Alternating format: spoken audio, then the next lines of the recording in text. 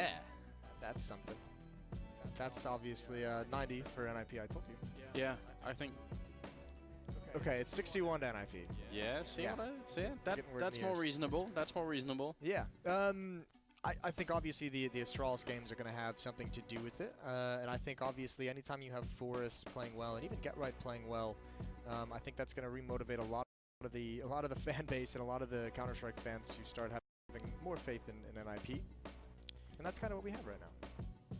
Think about it. If we could have Get Right and Forest coming back, we have Existence playing in this tournament as well. I just love it. We've got a lot of people coming back in and proving their worth, and it's very exciting.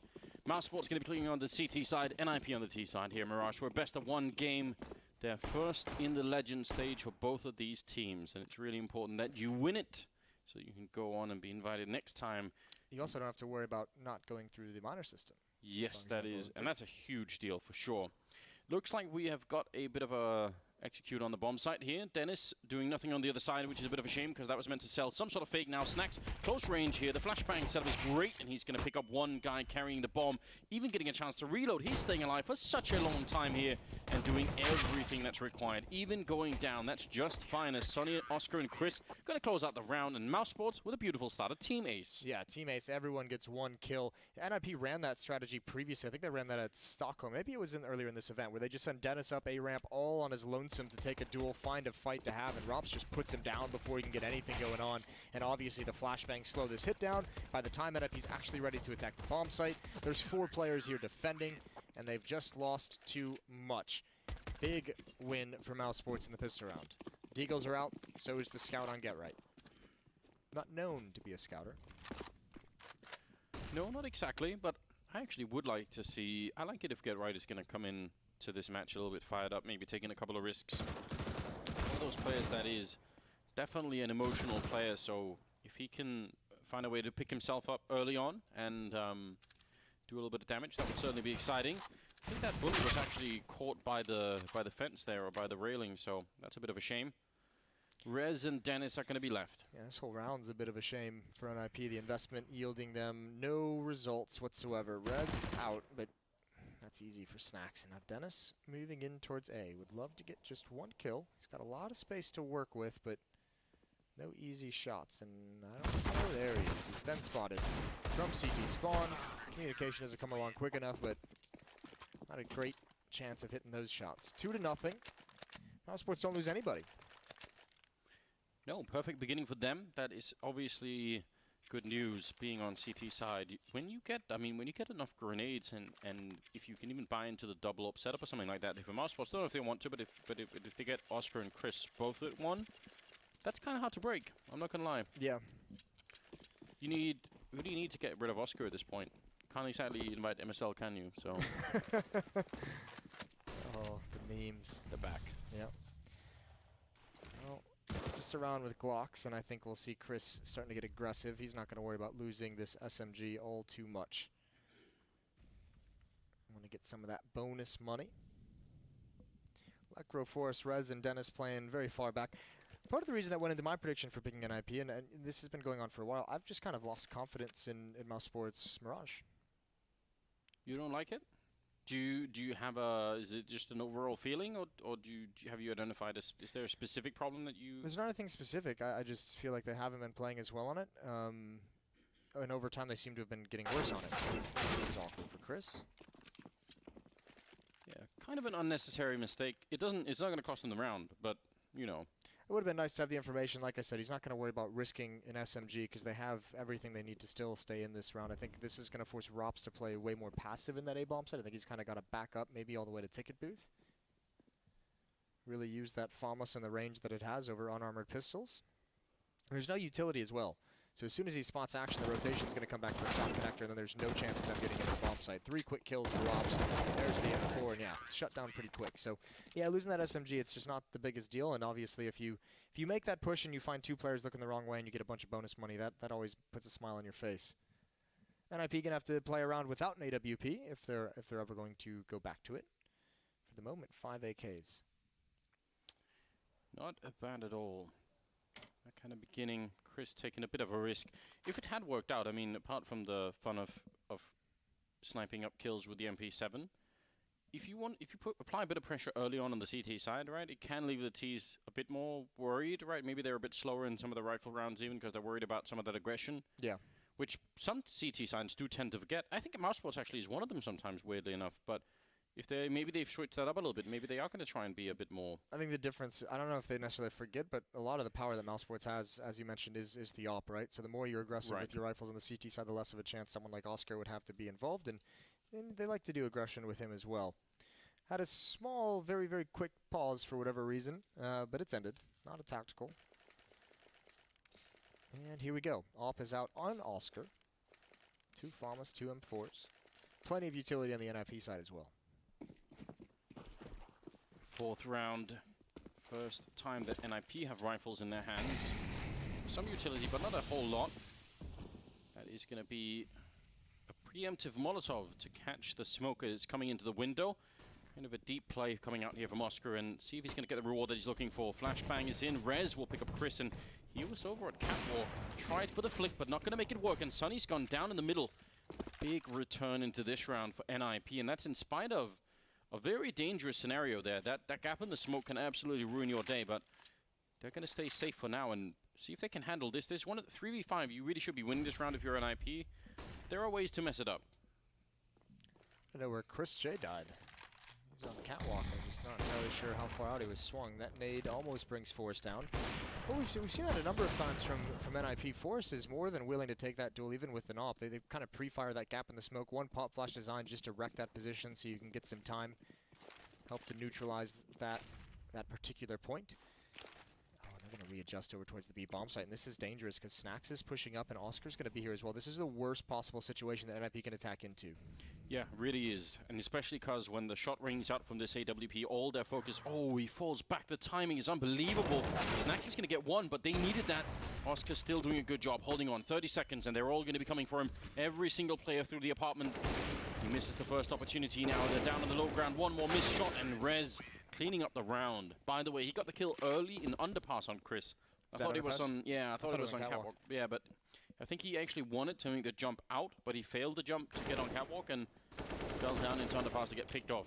Puts it into a really awkward spot. Great shooting from Forrest. Nice control as well, tapping away at window first, and Oscar just couldn't get comfortable inside this bomb site, and part of it, I think, he was expecting that to be a split. You could see him really ready for anyone to turn the corner on catwalk.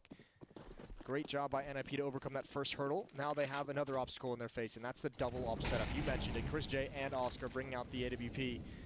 And this time, NIP's not going to smoke window. They're going to let Forrest just pin Oscar down and see when they go for the peak. This would be so bold. Here's Chris J's. Oh no, he missed a shot. Get right, so lucky, but Chris J does get the follow-up.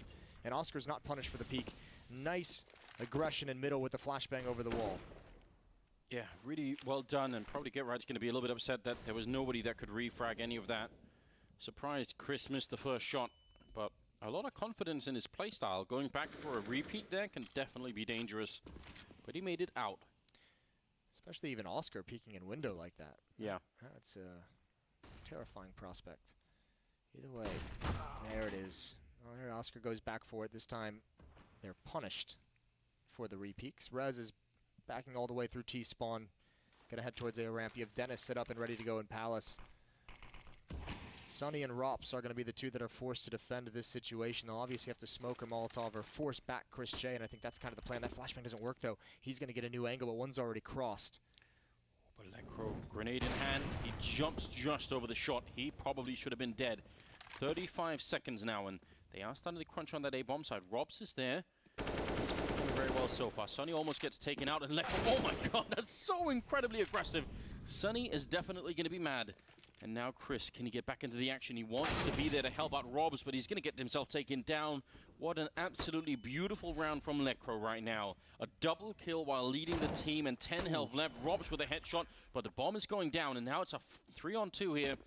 Can they actually retake this side? It's very, very tricky. They don't have a smoke for the bomb, so defusing is going to be nearly impossible, and Rez will take the face right off of Snacks, and Robs wanted some, and he got some as well. 2 on 3 and NIP. That's a beautiful round, especially from Lekro. I'm just awestruck by that play.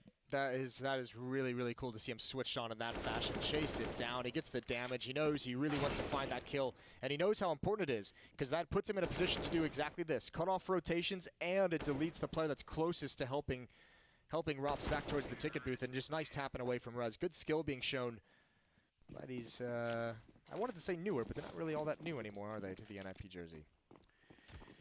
We can keep that up, I think. It's all right. I want to say as well that we talked about those repeaks from Chris J and Oscar. Actually, hold the thought. There's going to be aggression here. And Rez gets caught spraying and punished, but he's got all the information. So NIP's going to push into this A bomb site, and should be a pretty clean win. Pretty standard play out from here. There doesn't need to be all those repeaks. Obviously, he gets him that first kill, but when you're going back for that late peek in towards connector as an AWPer, like that's the risk you're taking, and you could see they had a 5-on-4. It didn't need to happen, and Force is able to equalize off of it, and that really kind of spreads out and opens up the middle of the map for NIP. Now Sports is going to have to be cautious and more disciplined than that. And it's, I mean, I guess that is the risk of having somebody like Oscar, because at the same time, if you restrain him from doing stuff like that, that also takes away a little bit of his power. Yeah. But it did cost him, so hard to know when do you keep the leash on him, and when do you just say, listen, if you feel like you could do this, then do it. This is good news for Mouse Sports, though. 2 AKs that they're trying to make their way out of here, and actually might get a third one. It might blow back into CT spawn, and they may be able to pick it up. So very, very expensive here, and they get 3 AKs out of it. Holy that hell. Is a lot, Moses. Yeah, that is a big mistake from the Ninjas. That is a lot of free money, free cash. You love that, don't you? Like, yeah, it's like an ATM, just like flying $100 bills out of it. It's good stuff. You had a dream like that, Moses, where you just got free money? I had a dream once that I won the lottery, and it took me several hours after I woke up to realize it was just a dream. Oh, that's a bit brutal. Yeah, I was excited for the whole morning. I was like, this is great. Yeah, that'll wake you up quick, won't it? Feeling groggy, and then you're like, wait, I don't actually have $400 million. Yeah. Well, have you, Moses? That's just as good. Priceless, they say. Yes. I wouldn't trade it. 7th round. 3-man stack on the bomb side. This would be a great counter for one of those default A executes, and they do happen a lot on Mirage. So from our sports, not a bad call. It does leave both mid and especially B maybe a little bit lonesome, but it's maybe a risk that you can take. Might be worth it.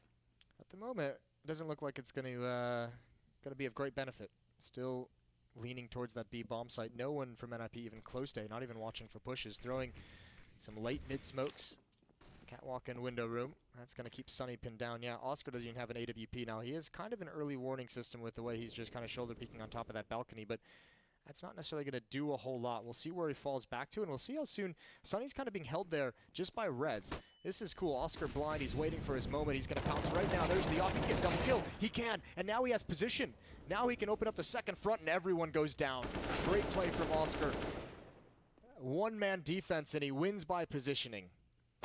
That is such an extreme play to stick around. Normally, most people, when they hear those footsteps, I mean, they either try and pop flash themselves in to just get a kill, or you just try and run back as fast as you can. No teammates there. Yeah, this is just an expert play coming out from him. Really well done. It's interesting that no one from NIP clears that right corner. You know, like when you're on that we see people there all the time. Like even on the Pistron, the position that Snacks was in, and no one went forward to clear that part out. So even the guys who jumped down, not spitting to at least check balcony, they get punished. And given all the rifles that they lost in the round before this one, yeah, they just can't do anything. That's I mean, a really rough sequence of events for NIP.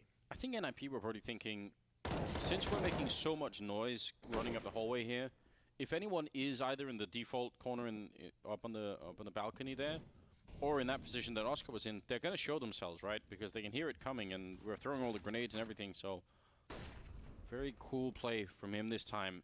A bit dangerous. Chris, stick around and take that fight anyway. They really seem to be sort of building up some confidence here, Mouse Sports. They've been taking these fights throughout the game, even when it hasn't really been necessary, but they're sort of back in the lead now, so who can blame them? In the lead and have a pretty ballooned economy because of the free AKs.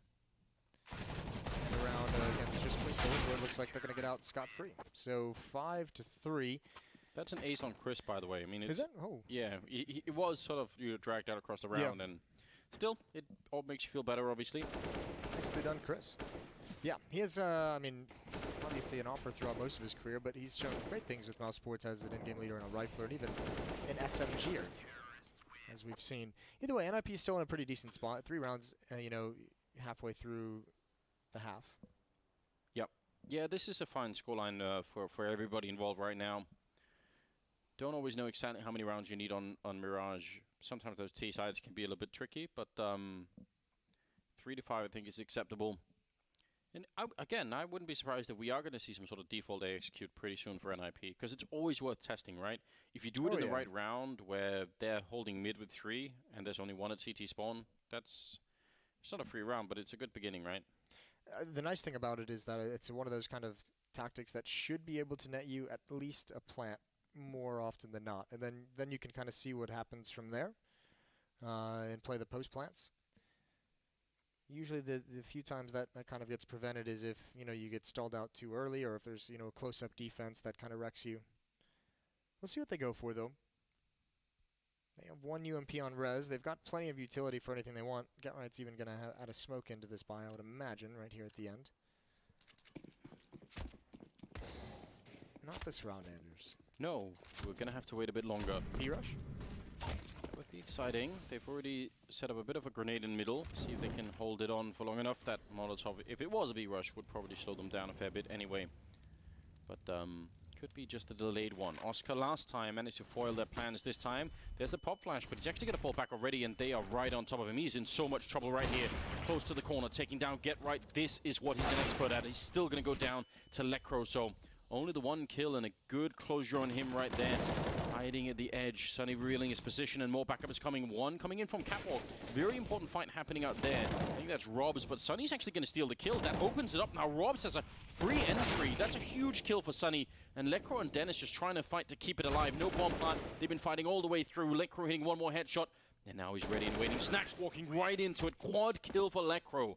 Holding on to the round, and maybe they needed to just remind themselves at the end there, Mouse Sports, that there was no bomb plant. Yeah, slow it down. But the cool thing was Oscar, this smoke that Oscar dropped in the middle of that bomb site was really, really cool. It didn't actually do much for Oscar himself, but what it did allow was a lot of mobility for Sunny, I believe it was, pinned behind that pillar. He could rotate around. He could check towards Catwalk with safety. No one up in those windows or on the balcony are going to be able to punish him for it. And that was really, really cool to see what it kind of afforded him. And obviously, you're right, 2-on-2, you get that kill onto Dennis. And Lecro is able to find the one-on-ones and even just patiently waiting for Snacks to peek a 4th round. They're going to have the Economy Mouse Sports. They've drawn it down low again.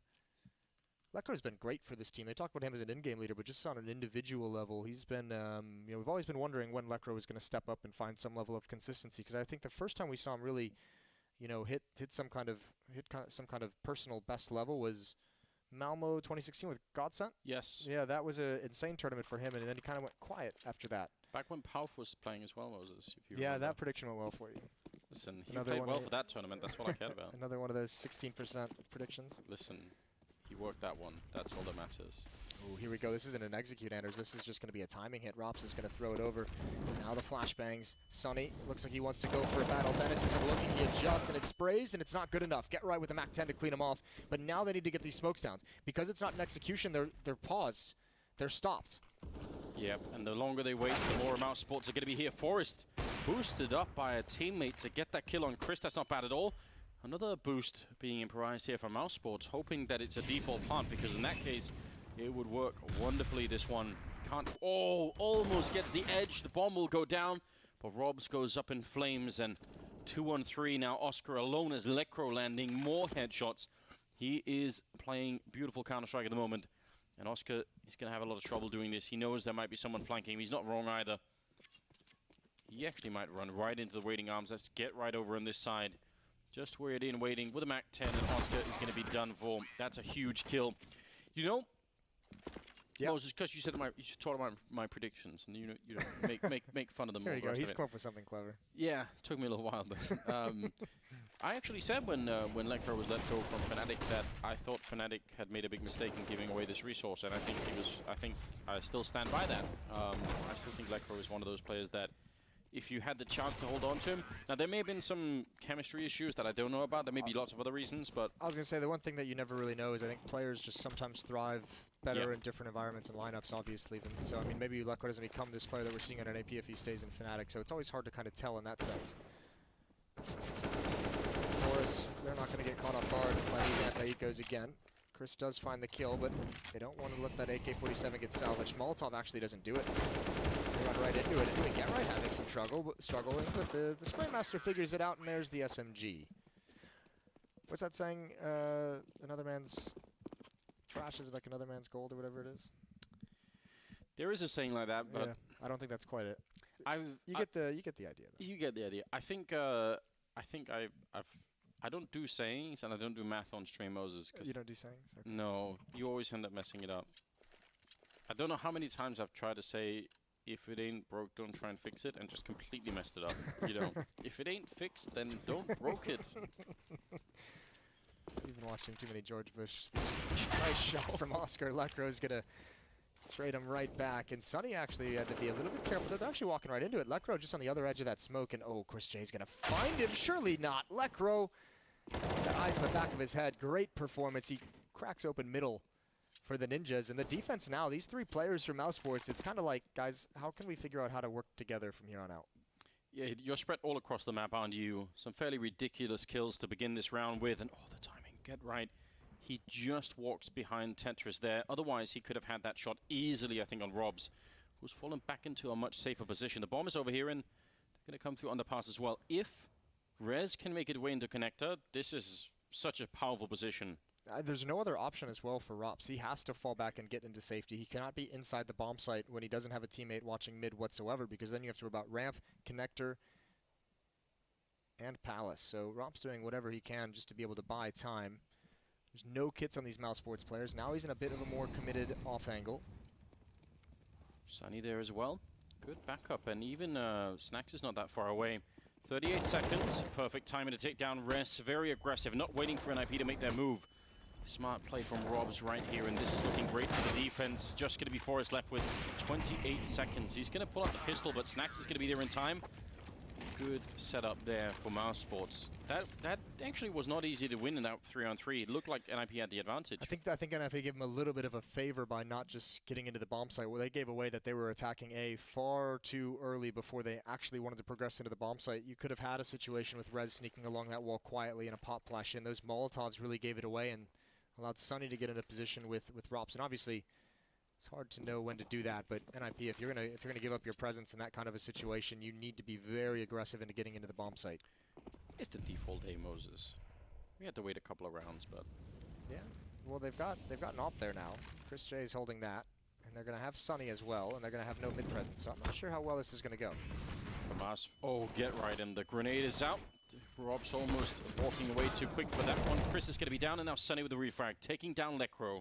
So really, really good hold, especially up in those apartments. That makes such a big difference. Oh, nice pop flash timing, and Rops is, yeah, completely blind. Eyes burned out of his head, and they're getting all the kills now. Mousesports, overeager.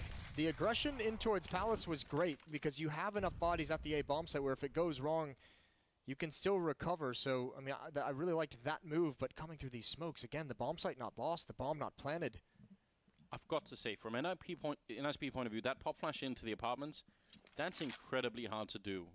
Like, right on the edge of the bomb site, what are the chances that you don't just get shut down as you're even trying to set it up, you know? Remember, it was a 2-on-4. You got to take a risk somewhere. That was the one they decided to take, and they know there's no chance of them getting that bomb site as long as Palace is held by a CT player. But if they walk into Oscar, this little adventure for NIP could still be over pretty quickly. He does only have 15 health, but that AWP of his is incredibly powerful. And 30 seconds means they are going to walk this way. They don't have, well, they have one smoke. But again, how do they know where he is to throw that smoke, right? They almost have to sacrifice a player just to figure out where he is. Out on catwalk right now, going to be scoping in just the right time. 15 seconds, and he actually misses that shot. Normally one that he would have hit, and now they can try and escape. And suddenly that smoke's actually really valuable. That's going to make it hard. They don't know if anyone's walking behind here, and Dennis will try and reposition. That's really smart. Checking out kitchen and seeing nobody in there. 2-on-2 for this after plant, and Mouse Sports, they must win it. They're going to be out of money if they lose this round, and suddenly NIP will have the lead and a good chance to have a great first half here. Forest hiding behind the truck, and they're doubling up on the aggression, not checking the truck at the moment. Snack's going to turn around, but an instant headshot, and now that's trouble for Oscar. You can tell as well. Low on health, and he's going to go down. Forest with a double, and NIP winning that 2-on-2. To say it's unfortunate Oscar missed that shot because he picked the perfect time to turn around, and obviously when it gets past 20 seconds you kind of realize what's coming. This is great from NIP. This follow-up coming through that smoke, Sonny, no one else is there with you. Even Oscar getting so banged up with that spray from Dennis. Lucky to leave with his life at that point, but they are kind of shut down. Yeah, Oscar, I mean, his brain just is kind of like, okay, there's 18 seconds in the clock. They're going to have to attack someone. I don't see him on catwalk. I don't hear him running up catwalk, so turn around and check out the B apartments. He had the right idea, just a missed shot. Forced buy for Mouse Sports. Uh-oh, look at this aggression. Oh, Sonny might catch him with their nades out. Leclerc's going to check after the throw. That's the bomb as well. There's a lot of NIP players. Sonny gets two somehow. Chris is still here. I'm not even entirely sure they've spotted him. Rez going to get the kill with no problem. And meanwhile, the MAC-10 on Get Right provides the entrance into the bomb site. So danger averted, but it was a hell of a lot of danger. Yeah. They must have heard the flash in underpass, but they might have just thought it was on catwalk instead. Like, they might have been fooled by the sound. I think it's just standard for every pro team to kind of check that. I think they're just fortunate with the timing of when they decided to throw their nades in the B-bomb site. Yeah. Well, Oscar and Robs, especially Robs, has picked up the AK coming in from behind, and Rez is spotting for him. Oscar actually gets a kill, and oh my god, they turn it around. Now it's on Dennis. Can he find the right position here so he doesn't get shot down from apartments? Robs is making his way in. That's one good kill, and Dennis turning around, and he's ready for it. A double kill. And that's what we wanted, Moses. That's the 3 and 4%. I got it exactly right. You were even looking at me. No, I knew you were going to say it. Yeah. Dennis, great 1-2 clutch. They needed that one. Good start from Sonny. I don't know how they turned it around. In my head, I'm thinking, Rob, save the AK, and then all of a sudden the kills come out. That was so close for the Ninjas, but yeah, you're right. That is, oddly enough, as much as I hate to say it, that extra 3 to 4% to just win a clutch like that is huge. NIP now confirmed going into the second half with the lead. The question is, it going to be 1 or 2 rounds? And with these 2 opening kills and mid control, looks like it's going to be 9 to 6, or 3 rounds. Yes, they're looking amazing right now. Yep. This is definitely a really, really good first half for them. 9 kills on Rez, 9 on Get Right, 13 on Lecro. That has got to be the surprise of this one. Not because he's not a good player, but just because when you're in-game leading against Mouse Sports as well, that's not so easy to put this much on the board. So I've said this a couple times watching NIP, but I mean, also I know the Dust just talked big things about him. But remember, when they announced that Lecro was going to be the in-game leader, everyone was just like, what? Like, this surely will not go well. So another player kind of stepping up to the plate in the in-game leader category and surprising us. I feel like almost all of the time, this is how in-game leaders are made, though. They're sort of pushed into it, right? Yep. Almost nobody says, you know what? I just want to make my life a lot more miserable, so let me try an in-game leader a little bit. I mean, it's the great irony that in-game leaders need to be like really intelligent about reading the game, but then also if you choose to be an in-game leader, you are kind of like mentally broken. Yeah. Like you are just, you know, you do need help in some ways to bring that upon yourself. I think it's, oh my god, that's job well done. Rob's unable to get the scout into play, so I'll follow up on that in just a second. Snacks and Sunny here trying to see if they can just somehow steal the round back, but it doesn't seem possible. So we'll go in favor of NIP here, 1 versus 4. I think back to our resident mentally broken expert, Anders B. Loom. Yes, I do have some experience with this. I think it's hard when you're, especially when you're a player like Lecro, whose career, even though he's obviously impressing us here, and I think he's making a name for himself, right? Right. But he doesn't have the same kind of, shall we say, like career stability or like the same safety net that some of the other players in the Swedish scene has. Yeah. So if you're the in-game leader, there's a very good chance that if something starts to go wrong in the team, all the fingers are going to be pointed at you, right? So if you're the new up-and-coming player, you'd much rather be someone like a Rez who can put up big numbers and people say, oh, he's really good at the fragging, right? Because even if you then get kicked from the team at some point, there's a chance that someone else will have noticed and said, you know what, he's good enough that we want to try this. I think the nice thing about NIP, though, in that regard, is that Get Right and Force aren't really like the kind of pros that are ever going to like kind of lord their resume and pedigree over you, it feels like. From my No, knowledge. I guess I there agree. could be some kind of interaction behind the scenes that I don't know about that would prove that wrong. But in my interactions with them, they seem like to be the more kind of humble pros who Yeah. Yeah, they aren't going to say, "Listen, I'm not listening to you," or something along those lines. I don't care what you say. Whereas hiding in sandwich, a much safer position when you can expect no Molotovs on the other side. Later on in the game, it could be dangerous. 3-man stack here at the A-bomb site, and Mouse Sports looking for an entry and maybe even the execute to follow here. Get right, missing a chance. That's a great duck. Right under res, but Get Right hitting headshots. Dennis will follow it. Get Right now fighting out in the open. He's going to get that kill as well. 3 of them for Get Right. What a beautiful way to start the pistol round. I cannot believe that duck peek into... Yeah, that was dirty, wasn't it? So unfair. It's so unreasonable. Rez just has to say, what can I do? Forrest guarding the murder hole, and Oscar's going to go down. Great pistol round for the Ninjas. He just hip-checked him, didn't he? And just Yeah. right. Just like, how do you beat that? Yeah, great shots from Get Right. God. That transfer over to Rops was nice. This is what you like to see out of Get Right. Getting assertive, swinging out wide and against Snacks, knowing it's just a one-on-one and just deciding he's going to win it. Mouse Sports, unfortunately, walking right into the perfect defense.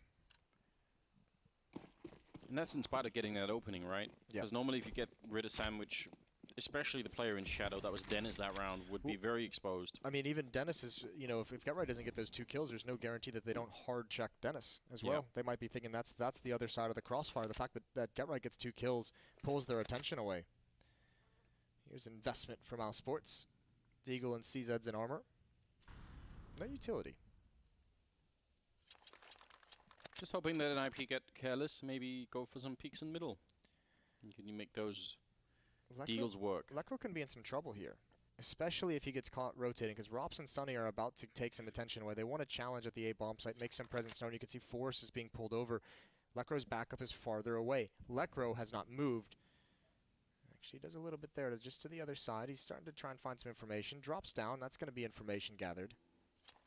If he's going to be on the floor like this inside the bomb site, he needs some backup. Yeah, it's one of those positions where if you're just a little bit hesitant in what you want to do, you don't know if you want to fight or if you want to fall back, you can die so quickly. He's not even jump spotting, and because they don't have utility, they likely just walk peek this and play contact. They're not going to give any indication they're coming towards that B bomb site. And Forrest down to 21 is his closest backup. Now it's all on Lekro. Already fired a couple of bullets, 16 of them left. Going to take down 1, but can't follow it up. Yeah, great shot. See, I mean, that's the problem. Forrest took too much damage in mid. Dennis is here to close the gap pretty quick, but it's a retake scenario. Sunny is low, but look at these positions. It's going to be a tough retake. Rops jumps in towards Market to try and come from behind, but yeah, great timing.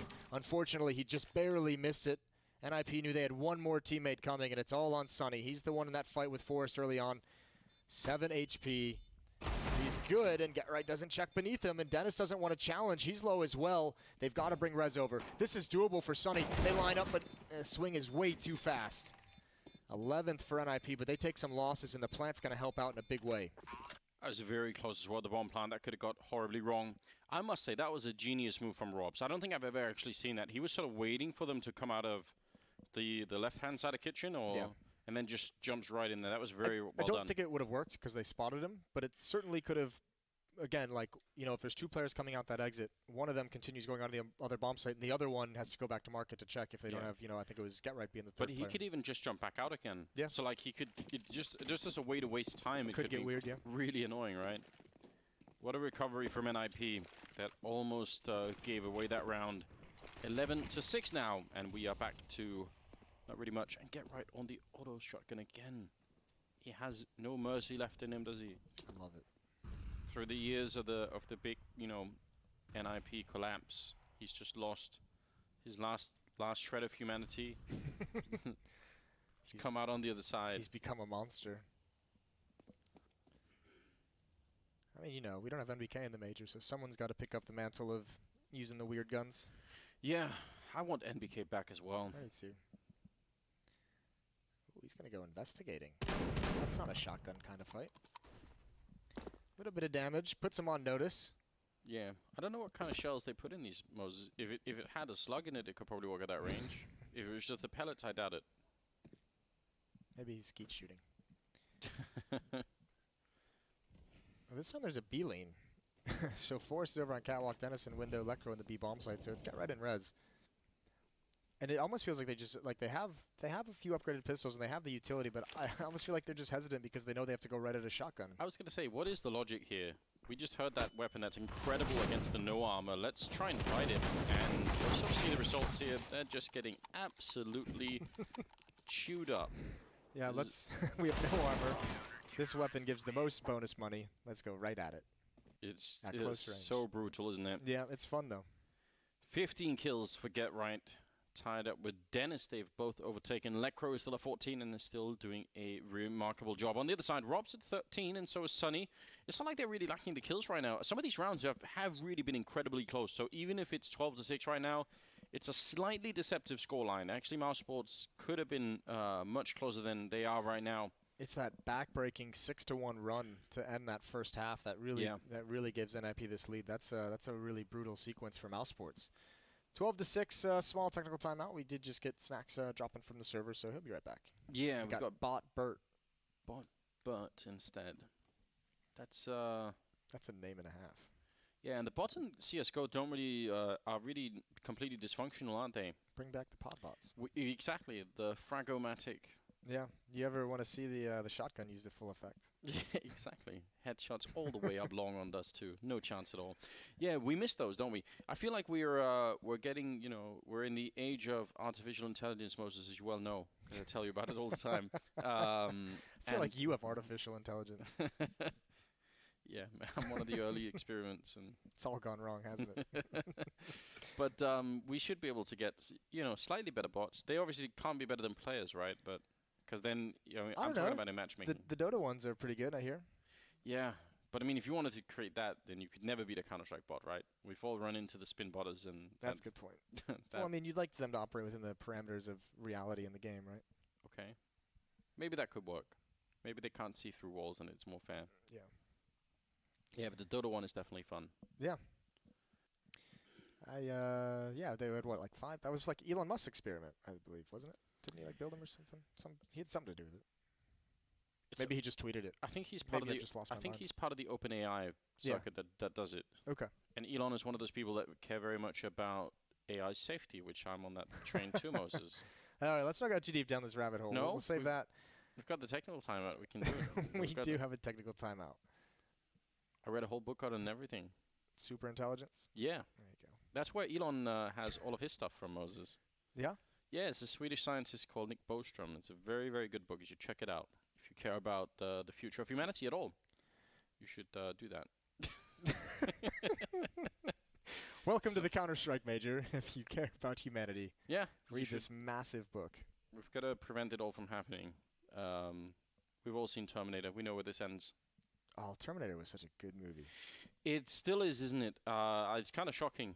It does have some rewatchability. It's lasted through time. A lot of those movies do. The original Jurassic Park, it's phenomenal. There's a new one coming out, isn't there? It's already out. The new Jurassic. Oh, is it already out? Yeah. It's not. I don't really keep up. Yeah, I don't know what's happening. No. Okay. Cool. You haven't missed anything. Great. I'm glad. Tell me if I need to watch something. Otherwise, days just go by. I just don't know what happens. So, just restoring all of the money on everybody so that nobody gets cheated out of whatever economy they had going on. And then we should be, hopefully, all back into it. They all have headsets on. Yeah, and everyone's back in the server as well. Starting to see guns purchase up. So, you don't have to hear about Anders drone on about AI any longer. That's for me. It's for me to deal with. That's my personal hell. Yeah. Get Right still got the shotgun. 12-6, doubling up on Mouse Sports. It's been a minute since Mouse Sports won a round. 6 in a row for the Ninjas at the moment. 9-1 run in the last 10. So, not exactly the last stand for Mouse Sports, but we are getting dangerously close, and I sort of feel like they're running out of a little bit of energy. So now you're on the T side. You've got the initiative. You could definitely do something, except for Dennis, who shuts down 2 players right off the bat, and Robs with a bit of a return, at least taking down Dennis or a spotting. Oh my god, how is that a headshot? God, Hiko. Yeah, exactly. That's what Hiko wished had happened, just not to a teammate. Holy hell. How did the bullets did you do that? Why does it never happen to me? Oscar and Snacks, 2-on-4. Now, so I normally would say that Gutright has made a really cool play, but he's got a shotgun. So, like, it's just not going to work in this position, unfortunately. It's too far of a range. He can have the information and he can be a distraction, but, like, he's going to need his teammates to come over here. Now, the tough part is Oscar can ruin everything. Oh, my lord. There's the jump and another missed shot for Oscar. That's unfortunate. And now he has to give up the angle. Never knows if there's going to be an op that holds it in. Now coming back to attack a new choke point. It's almost worth it for him to use the USP instead of the shotgun. You're right, at this range. It's very tricky to get it in a position. Good Molotov there. Oscar now back. Last chance here, and he's going to get it. Lecro gone down to Snacks as well, and now holding close with the auto, but Oscar's going to catch him mid-air. Beautiful defense, and what a round from Mouse Sports. 2-on-4. They get the bomb plant down, and nobody hears it, and the rotation time is just so long from that B bomb site. It was well done. Ah, that's so unfortunate. Remember, that was a 5-on-3 when Dennis gets that double kill in mid. I mean, it's hard to see with the smoke, but that did feel very weird.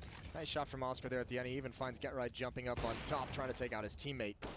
That's unfortunate. I do feel like that auto shotgun really kind of backstabbed NIP and Gutright there. If he had an M4 at that ramp in that pushed up position, he can be way more mobile and kind of turn around and peer into that A bomb site, take a fight if he sees somebody. But because of the shotgun, he wants to stay on this side, where he can have a close range fight.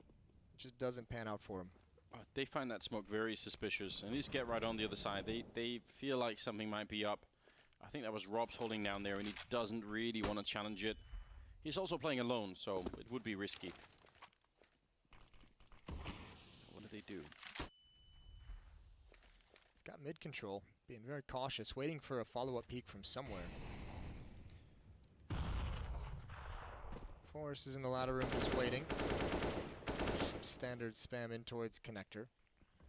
Forrest is alone here. Rez might have a tough time helping him out. That smoke definitely is not going to allow Rez to have some kind of a long-range crossfire. But there's Forrest. Chris J just kind of loses track of his position. They know where he is now at the very least, so that smoke's going to help him out.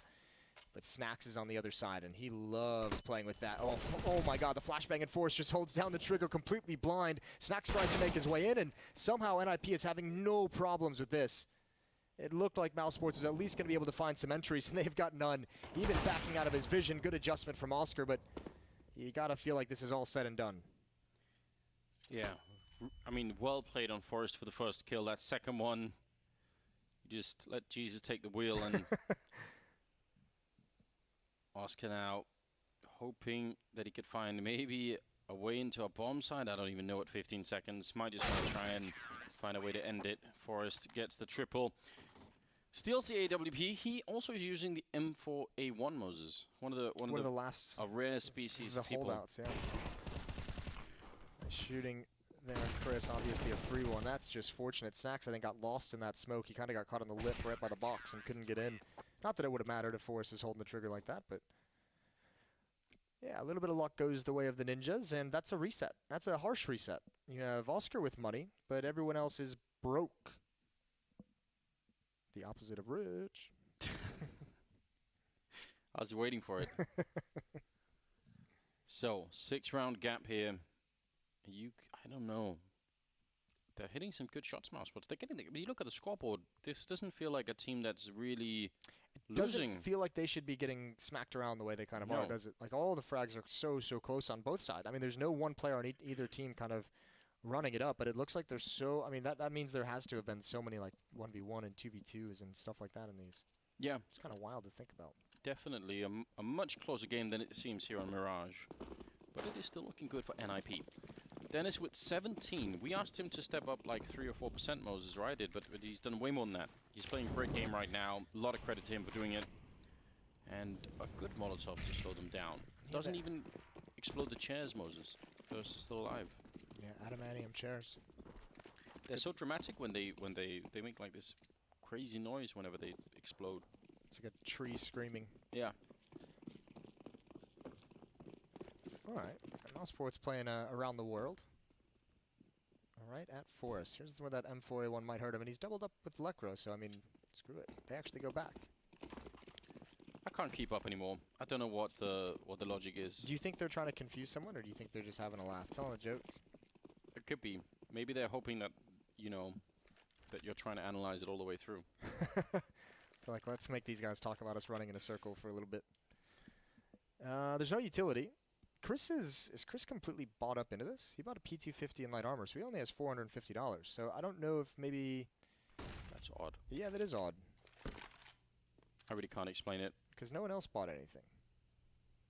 You would surely want to keep some sort of symmetry in the team here so that everybody can be all united in the upcoming buy round. Sunny, close range here with the Glock. He really wishes he could get that sneak in, but can't get one yet. Long spray here for Get Right. That took all 30 bullets. Oh, Snacks will get one. They're doing significant damage in this round. Get Right's very low on health, and he's going to go down to Snacks as well. So 2-on-3. This is very, very sloppy for NIP. Forrest trying to see if he could find that kill. He's just slowly tapping away, but he's going to get edged out by Sunny, and now it's all on Necro. He's already been tagged in the face. What an odd round this is. He doesn't even have a smoke to block off anybody, so this defuse here, he's just going to... Oh, it's a 10-second one as well. There must have been a kit somewhere, but he just is not going to be able to find it right now, it seems. And he goes down to Sunny. I just don't even know. I don't want to talk about that round. Yeah. Lecro even had $1,800 when he went down, so the fact that he got one kill means he had $1,500. He could have purchased a kit, just didn't have one. Maybe could have done something tricky, but yeah, that's just a weird. Obviously, that long, drawn-out fight for Get Right brought him down so low, and the fact that his teammate went down pushing up and Snacks was in the corner didn't expect kind of really means that a bomb site is being held by one player with like 6 HP. Very weird. I feel like not even Mouse Sports could tell you why they ended up winning that round. They must have been slightly shrugging at the end of it, saying, "Well, we'll take it." Yeah, guess that works. Yeah. Very odd indeed. Dennis down in the underpass with the CSET 75. Doesn't want to check around the corner. He's hoping that someone's going to come close, and maybe Chris will. Does have that M4 picked up, and this CSET 75 is lethal at this range, but good headshot, instantly bringing him down. So solid kill for Chris. The utility being used. Get Right pushed up once again. There's Rops watching the flank, so if Chris keeps, or if Get Right keeps going, he's going to get wrecked.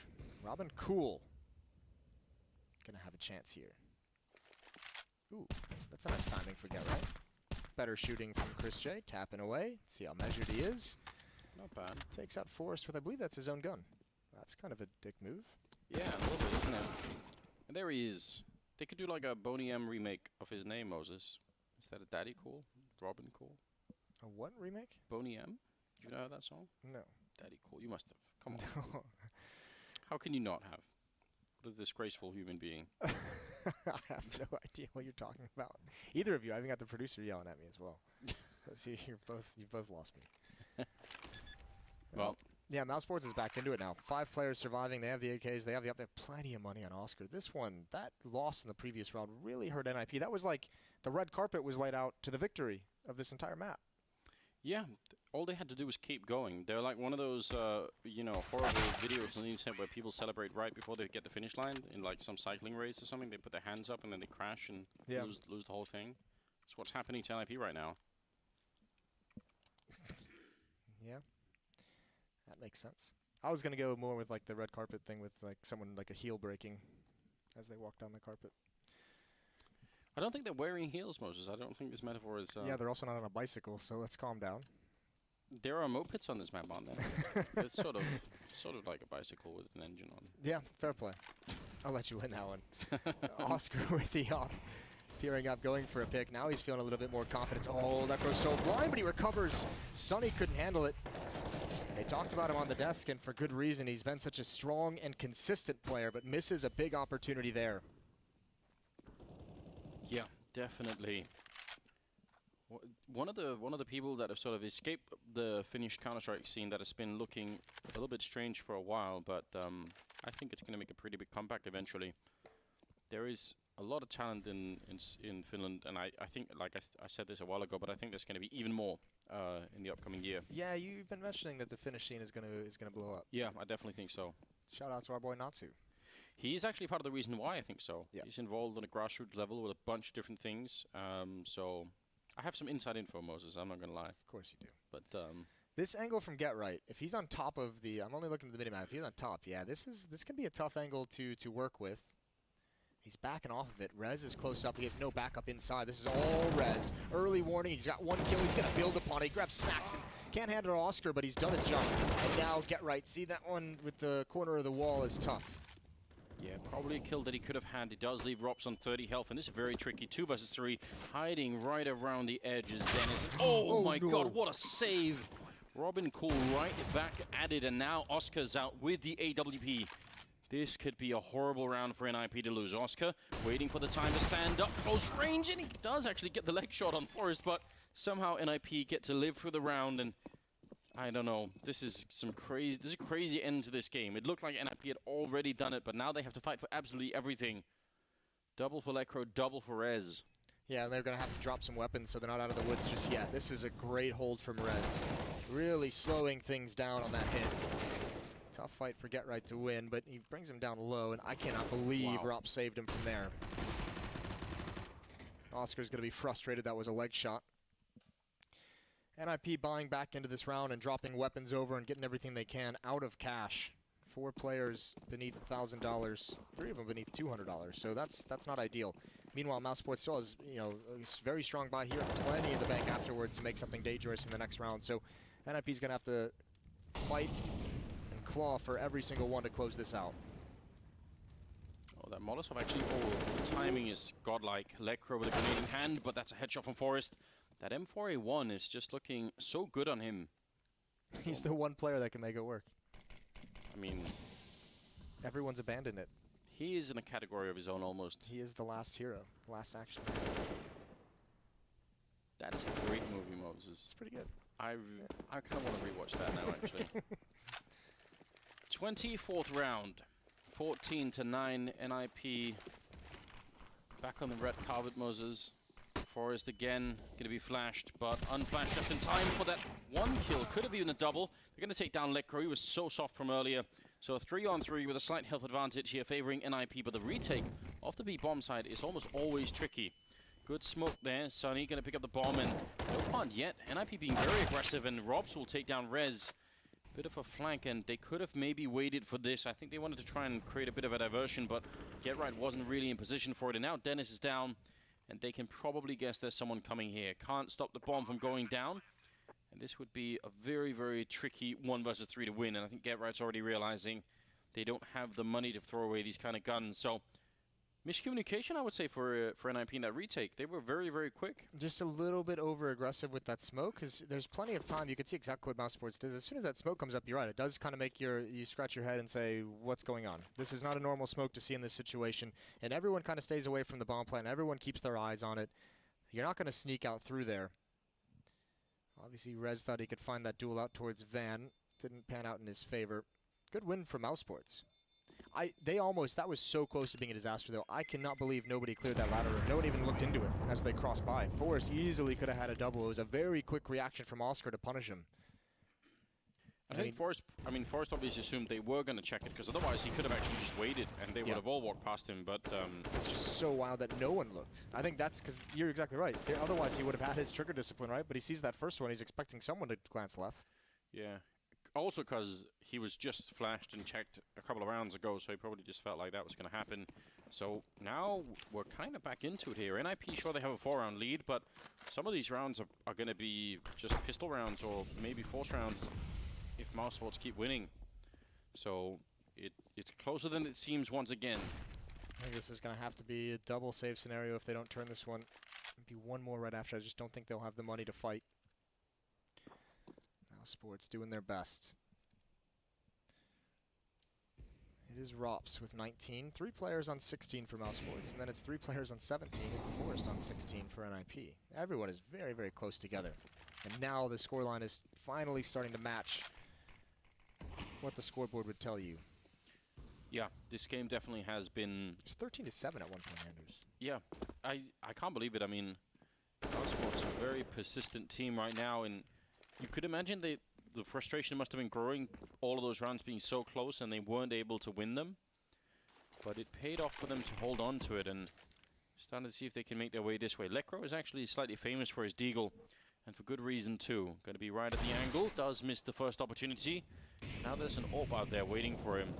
Get right rotated over the M4, but he couldn't make that spray connect, and Necro running out of chances. Had 3 of them as well. So, save the M4. Let's see if he's as good with the M4A4. That's not fair. No armor. Yeah, he did get aim punched. Dennis here. He's going to get taken down as well. Nice round for Mousesports. All 5 surviving, and they claw themselves just a little bit closer. And I think NIP again. This should be a save. I don't think we've seen timeouts from either one of these teams, have we? Tactical ones.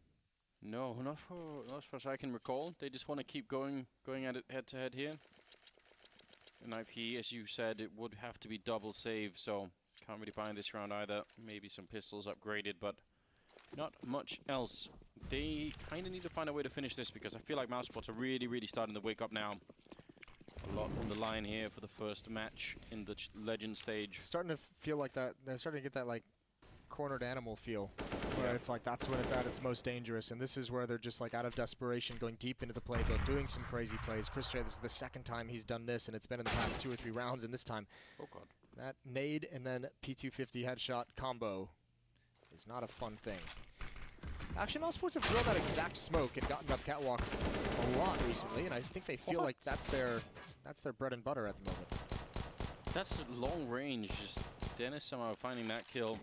3 on 3 though, and it should still be relatively safe in this round here for Mousesports. Some unfortunate deaths, but not enough to jeopardize the round, I feel.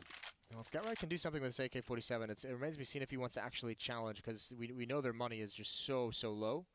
If he were to go for something, he could cause a distraction for Rez to flank, but yeah, it's kind of a low percentage round to try and fight for. Yeah. And you can see they're all just set up to deny economy, and unfortunately Rez and Dennis have nothing but USPs. It's not going to be ideal when these players start to exit. It's GetRight who you'd want to have the action. It's not going to come. There's Rez peeking out, and Snacks has already seen him. He's going to go down. No chance of a kill. Oh my God. All right, why not? You got baited, Moses, I didn't you? I got wrecked so hard there. That's so sad. Oh, GetRight wants more damage. They're right around the corner. He's going to spray down one. The bomb will take him down, but that's still pretty expensive. You know, Moses, if I had to make a change to this map, I think you should be able to use the space, or I guess the use key on, I have it on space, but use on the cash register to make it do like one of those ding sounds, because then when you kill people there at the end of the round, you can just sort of cash out the round. I think that would be a vital update to the game. Your use key is spacebar? Yeah. What are you meant to use it for? I don't know. It's so that I don't mess up defusing the bomb, Moses. I can always... It's the way you can't even handle that. You can't even handle holding a key down. 14-12. Sunny, Chris J, Snacks once again up catwalk. NIP this time they're ready for it. Oh, they're going to spot him over the smoke. Chris J brought low. Oh, and they find Snacks. There's Dennis as well. Eventually, NIP is going to adapt and find a way to counter you. And when you do that round, 2 to 3 rounds straight, this is the result. Mousesports not showing a whole lot of variety on the C side. What? Okay. Did he die in his... What? Did he jump down? Molotov? Nade? He had so much to live for and just gave it all up. I'm going to need to see a replay. One more for the blooper reel? Yeah, that one, I mean, they have the round. There's surely no way that Oscar can find all of these kills. I don't know. Oscar is one of the best like clutch oppers. Like you put him with a lot of space and a minute to work with in an AWP, like he can work some magic, and we've seen it on this very map. Problem is there's a lot of utility. There's a lot of places NIP can be, and there's a lot of their players that can. And look where the bomb is as well. But this is good. Molotov out. That's the first step. Running out of time. Missed shot.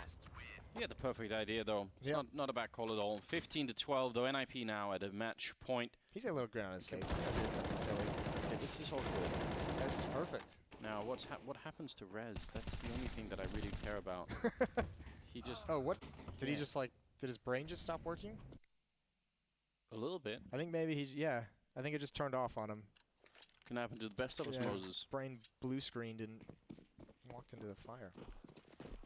Well, double up now for the Mousesports side. See how that plays out. Yeah, absolute last chance. Holding the smoke, but doesn't really want to stick around, and I don't really blame him for it either. If you had to AWP against Oscar or Chris, you might not. Actually, Chris has thrown away the AWP back in spawn, so they just bought it. Might have just wanted to go for some kind of a timing peek to see if it would work. And this time it's a little bit more cautious in mid-control. Sunny's close up. This is what made Mousesports so strong on this map in the first place, was how much success Sunny was able to have being aggressive in towards connector. He's waiting inside the smoke at the moment. I'm not sure what for as it fades. Where do they go from here? The crazy thing is NIP, with about a minute, is out of smokes. They've got no more real utility. 4 flashbangs, 2 Molotovs. It's a very, very slow round here for the Mousesports team. They know one mistake and it's going to cost on the map 45 seconds. If they make their way up connector now, that position from Rez over at Shadow is very easily compromised. They could be made irrelevant so quickly. Get Right would have to stay alive for at least a couple of seconds to buy some time for the rotation. Now 30 of them left, and see if they can make their way through. There's Rez going down, exactly what we just talked about. And Get Right trying to follow it up. He's done a lot of damage, and backup is being called for as well. This can work out. Snacks goes down. Get Right with one more headshot. It's falling apart here, and Sunny's low on health. And Get Right, he's ready for more. Triple kill on him, and he's going to be able to close it out as well. 16-12, a quad kill for Get Right. A beautiful way to end it. And that's going to be NIP winning their first match here at the Legend stage. And, I mean, they have had a great tournament run already. And looks like it's just going to continue. What a play. Yeah, quad kill from Get Right. Awesome to see him to close it out. 22 frags for the man on Mirage in this opening win. That's a beautiful performance. And even though they just scraped for it at the end there, they lost a little bit of steam, and Mousesports fought back pretty well. But overall, not all good things out of NIP. So, yeah, everyone's right on their predictions. We gotta hang out. We gotta be friends. Yeah, there has to be some unity, right? Yeah. We've got to keep the show friendly for everybody involved, at least for a little while. I think that was a closer game than it seemed. I mean, it got really close at the end, but there was a chance that it could have been the other way, right? It could have been NIP fighting their way back almost. Yeah, because the scores were so close the whole way, and like the actual score of the rounds was a weird disparity. It didn't feel like that should have been the case, but yeah, eventually Mousesports brought it back to reality. 16-12, that's not bad. It's good to see that kind of a fight out of Mousesports, but their Mirage woes continue. Yeah, a little bit more, as you said. You haven't. I lost a lot of confidence in the Mirage lately. Maybe for good reason as well. I mean, that was also just a really. It seemed like a slow start for them a little bit. So maybe that could change later on. Now that they're officially sort of played their first game of the tournament, right? Yeah, we'll see. We'll see. Either way, we've got Freya down with the Ninjas. Take it away. Yes, that is right, Jason. I am here with Dennis and Letcrow from the winning side, Ninjas in Pyjamas. Now, you guys are now guaranteed to be coming back to the next major. Dennis, how does that feel? Feels good. I'm not satisfied yet because I want to win, but it feels good, yeah. So you guys had a little bit of a break after the Challengers stage where you went 3-0, which was an amazing result. What were you doing with that time off? We were playing some other games just to relax a bit, I think. We still had practices, of course, but we just took it easy, didn't overthink it for the next stage, just do our thing. Because it's been a while since you guys have played Mouse online. I think it's been a few months. How did you prepare for that matchup? To be honest, we didn't prepare too much. We know Snacks is new in the team, and I don't know if these rumors that they have problems in the team is true, but it was a bit like VP. We didn't prepare too much because we don't know what to expect, kind of. So Mirage has been a great map for you, especially in the Challenger stage. You took a map of Astralis and Virtus Pro on it. What do you think works so well for you? Honestly, we were struggling a bit before, but it seems like we just found ourselves on it, pretty much. So your first half, that was pretty convincing. You got 9 rounds. What was the focus going into it? I don't know. We felt really comfortable. It was a really bad start. I think we lost the pistol, so it's always a bad start. But I'm really happy with how we just kept our communication going, and everyone was on point and everything. So going to CT side it felt like we were in the zone. So I just want to talk about your now in-game leading for a couple of months, if I'm correct. Yeah, yeah. So do you think this is what the team needed to kind of find their feet again and get back on that momentum train? Yeah, I'm not sure. I think we needed something a bit of change at least, and it's a kind of big change. But I think it brought some motivation to everyone, and brought up some roles that we didn't have before that people are more comfortable in, I think. Dennis, we saw you tweet after that DreamHack Stockholm loss in the semi-finals. You were disappointed with your performance, just yourself. What has been your focus as a player? Actually, just to refocus and don't think about it too much.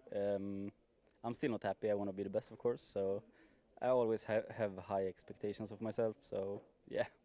So you guys are now 1-0. Going into tomorrow, has this given you more confidence? Not really. We're just gonna do our thing. We don't really think too much.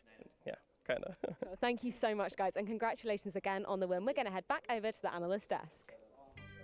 Not filling me with confidence for the future. We don't like to think too much, they say, but it certainly works here on Mirage. Despite a lost pistol, NIP have a spectacular start on the first half and close it out into the second. Of course, we have Sean Gares and Threat to dissect this one. Gentlemen, what a game from the Ninjas. They're coming back to the next major.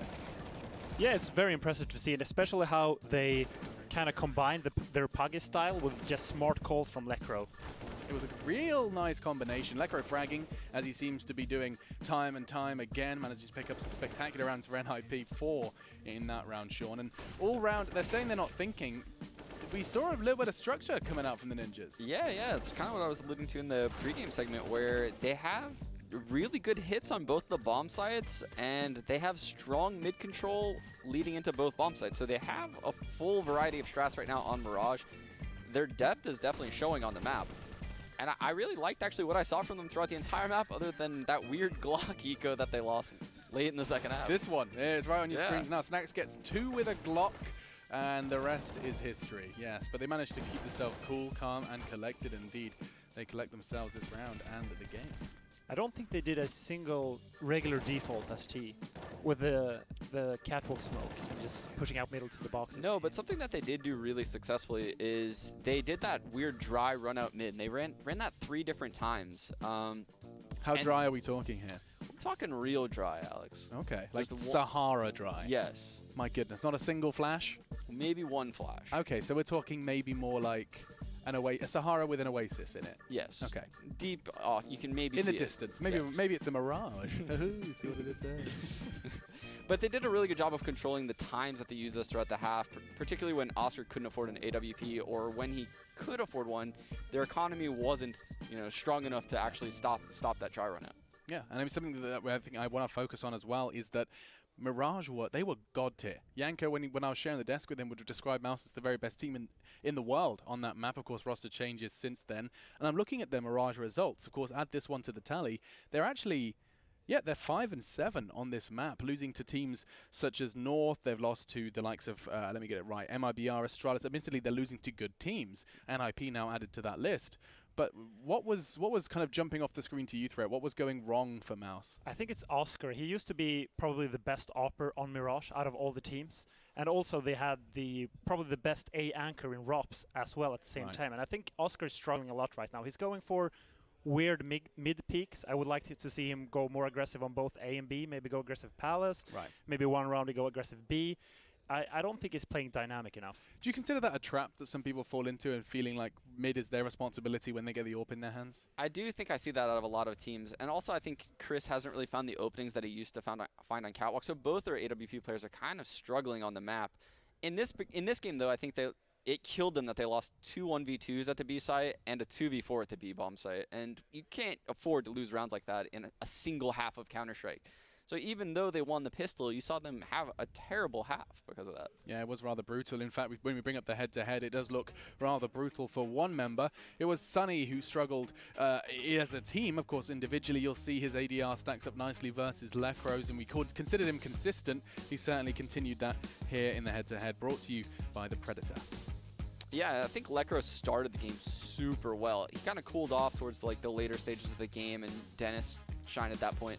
But, I mean, he had so many impactful kills, and that 1v2 that he ended up winning against Snacks, when Snacks peeked out from the empty pillar at B site, really got things in motion for NIP, in my opinion. Yeah, taking a look at the stats, Sunny was at the top of the scoreboard for his team. However, when you actually take a look and break it down, it was Lekro who really made them manage to have that impact while in-game leading. Let's not forget that he's doing both, spinning both of those plates. And I want to talk to you more, Sean, because you've got a demo. You've got a clip for us. I do, and this was actually the last round of the first half. This is the one that dry take mid that I talked about. Oh, perfect. Yeah, so NIP showed a lot of poise on this round.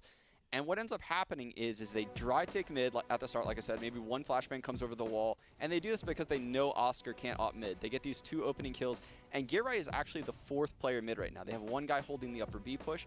And you can see over time he falls back and he ends up holding A from spawn. He spots the palace push, and it's, keep in mind, it's a 3v5, so they know at least one player's A, probably two after that spot. They end up taking up catwalk, simple smoke, simple flash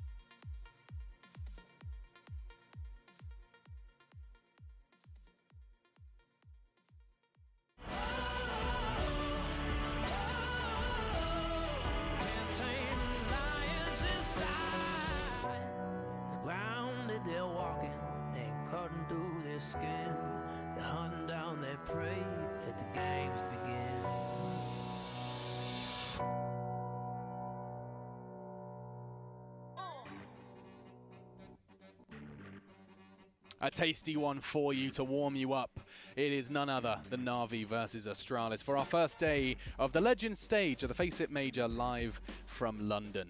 The top 16 teams in the world gather to battle and duke it out to find out who very much is the best in the world, and currently it is Astralis. At least that's what most are saying. Well, they have to best Na'Vi if they want to get that first win under their belt, and it's by no means a guarantee. I'm your host, Machine, and I'm looking forward to talking about this one with these beautiful analysts. We do have, of course, coach and legend of Counter-Strike, none other than Mr. Threat, and we have the king/bay of NA.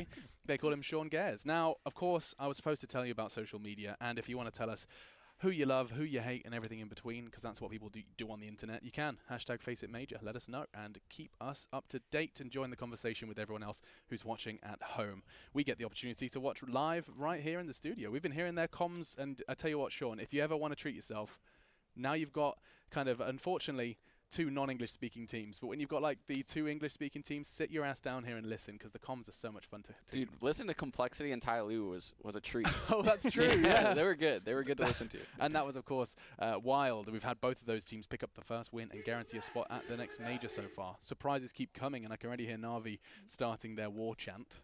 That was serious. That was Na'Vi? I'm guessing. I mean, who else is it going to be? It's not going to be Astralis. They just kind of sit there and go, hey, let's be good, guys. Fist bump, fist bump. No, let's start the conversation, and I want to first start with Na'Vi. This is a roster that, you know, recently they've had their woes. They've had their fall from grace over in Stockholm, of course, falling to the winners of that tournament. Yeah, North. and this man on your screen before, Electronic, he's actually what propelled Na'Vi to be, you know, this top 2 team in the world lately. He burst onto the scene, actually, when he joined their team. He struggled at first, but ever since he found form, that's when Na'Vi has found form as a team. So it's really important for them that he continues that. Yeah, but we have to discuss their struggle at the last 2 events. They went out in the quarterfinals versus North in Stockholm, 2 straight maps. So a bit of a shaky last 3 months for them, even though at one point it looked like they could actually go past Astralis. Oh, yeah. They've got the firepower, and it's in the form of a rather scary man on your screens yet to be mentioned. It is Mr. Simple. These rosters are brought to you by DreamTeam.gg, and look at that roster, breathe it in. I mean, when we talk about the way this team is structured throughout, I'd love to hear you break it down. How does Na'Vi find their wins? If you were talking about roles, if you're talking about how they approach a game of Counter-Strike. I mean, Zeus is playing the same style he's done since 1.6. It's a very slow style. It's kind of puggy, where he doesn't really have any advanced executes. He just likes to play really slow defaults, and of course use the fact that he has the unquestionable the best player in the world. Sorry, it's a hard word. That's how excited you are. Unquestionable scariness. Thank you. From Simple. He's on your screens right there.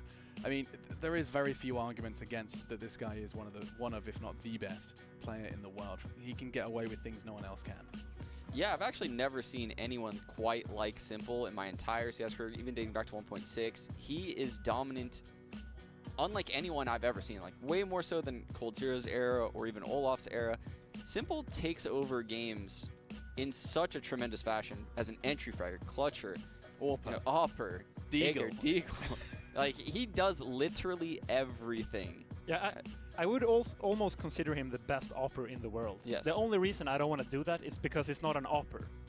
That's actually kind of a fantastic way to summarize what Simple does to an analyst desk. But he is going up against Astralis, who do tend to have his number. They don't let that beast be unleashed, and it is the regimented Danish squadron, Astralis. They've got the individuals as well. It seems like they've got all the stars aligning. What do you reckon, Threat? I think it's gonna be a... Or which map? Sorry. No, dude, I was just asking to talk about Astralis. Ah, about Astralis. Yeah, it's quite the roster. Yeah, I mean, they had a really good start of the year, winning maybe 3 or 4 tournaments, but they struggled a bit recently. They did go to the finals in Stockholm, where they lost to North, 2-0. It was a real close game. Oh, sorry, 2-1. So I think they're in form, but they're not as good as they were for maybe like 3 months ago. They're looking to find that form once again, Sean. It's not like it's not out of grasp, out of their reach. No, not at all. They have an insanely deep map pool, so much so that, you know, they were banning Train. They decided not to anymore for no reason at all, really. They were already winning every event. They just wanted to switch that up, push Cash to, you know, their perma ban. Yeah. They haven't lost a nuke game on LAN I don't even know. And it has to be around 20 games in a row now at this point. It's incredible. Like they're an incredible team, and they put tons of work into the strategic side of the game. And it must be so annoying for Navi that Astralis changed their perma veto to cash, because Navi has, I don't think they've ever played cash. Right. I mean, that's their insta-ban as well. It does make the veto oh so interesting. Of course, not forgetting it is a best of one. So when you start talking about Astralis, the fact of the matter is every individual has their own degree of preparation outside of team prep. And I think that that's, and we're not exaggerating, that Magis has got his notebook, Dev Device has got his spreadsheet, then you've got Zonic who's ready to slap you on the wrist if you step out of line. It does seem like this is a new approach to forming a Counter-Strike team threat, and I'd love to hear your thoughts on that. The way in which Astralis have approached Counter-Strike and a Counter-Strike team, it's different to what we're used to. Yeah, I think they all live in Copenhagen. They have an office where they all practice from, so they have a more regular work hours. They work 8 hours a day. They have team meetings. They used to have a sports psychologist. I don't think they have that anymore, but they kind of have that in Sonic. He's sort of like the dad of the team. I don't think he has that much tactical input as some of the other coaches, but I think he's probably the best coach out there right now. I think they've mastered it. Like, as you said, Alex, they've mastered the whole aspect of preparation and putting time into the game, even so much so of taking tournaments off. I think they've mastered that aspect of Counter-Strike, which a lot of other pro teams struggle with. They go to every single event. Astralis has somehow managed to stay fresh in this crazy schedule. That was a loud one. It's hard to take it all back. It's not a quiet fist bump in any stretch, as they are ready for with their own war cry. And this is your head-to-head as we get ready to jump into the server. It is Simple and Device, and this was simple to select 2 players. I mean, this is brought to you by The Predator, which is in cinemas September 14th. These 2 are stars in their own right, but could not be any more different in the server. I mean, this is 2 very different play styles, right? Yeah, I mean, Simple is way more aggressive, especially as an AWPer compared to Device. I think Device is probably the best player or the best AWPer to play the more passive style, which usually favors the T-side AWPing compared to the CT side. So it's going to be interesting to see which map it's going to be. If it's Overpass, I think it's going to be really important who has the best game. You can start that conversation now. I know you're anxious to see exactly what map does come down. I know you've been crunching the numbers amongst yourselves. Is this making sense so far? The Overpass ban from Astralis already is pretty unique because right now we're both considering, you know, Overpass could be an option, Inferno could be an option. Another one? I mean, this could go a lot of ways. Both these teams have such deep map pools that the only things for sure that we're going to be out of the question are going to be Cash from Na'Vi, Mirage from Astralis, and likely we're going to see a train ban coming from Astralis. And Na'Vi's going to ban Nuke. They have to. I mean, Astralis has a 100% win rate on Nuke the past 3 months, so that's terrifying. And that's not because Na'Vi slouches on Nuke. Na'Vi's actually very, very strong on Nuke. I would probably say they're the 2nd best team in the world on it, but even Na'Vi has to respect Astralis' Nuke. And make no mistake as well, if it had gone to Nuke, Na'Vi would have had the choice of side. It's not your usual not seeing Nuke in a best of one reason, which is you don't want to have the opponent pick the side. It's more of a case of they're just straight up respecting Astralis. They're giving them that love, and it is Inferno that we have. They had the choice between Train and Inferno, and we get to see another Inferno between 2 teams who are no slouch on the map. And I'm a little disappointed because I wanted to see it go to like Overpass or something. Yeah, you kind of hyped me up for that. But I mean, these teams are both incredible on this map. The last time we saw them play on it, I think, was when Na'Vi took them out in that final. And we saw a lot of gamble stacks come out of Na'Vi in that game. Zeus made some incredible CT reads, and it's going to be important that he somehow does that again. Yeah, going to have to get their head around it. And indeed, we have chopped and changed your commentary duo as well for this one. It's a big game. We've got yourselves the big boys. We do have Henry and Sado joining us. Gentlemen, I need your predictions. I need your help because it's number 1 and number 2 in the world. Well, yeah, that's a good point. It is a very good point, Matthew. I think the fact that Inferno is a very important fact as well. Na'Vi used to be their best map, but recently Edwards even come out and said it's the map they need to play the most. I feel like people have become aware of what they do on the map. I'm going to say Astralis for me to put in a nutshell. That's a good point. That's kind of something that happens with top teams when they get really good at one map. They figure, okay, we can rest on that and we'll work on something we're not as strong at, and then you kind of go stale. So that tends to happen quite a bit.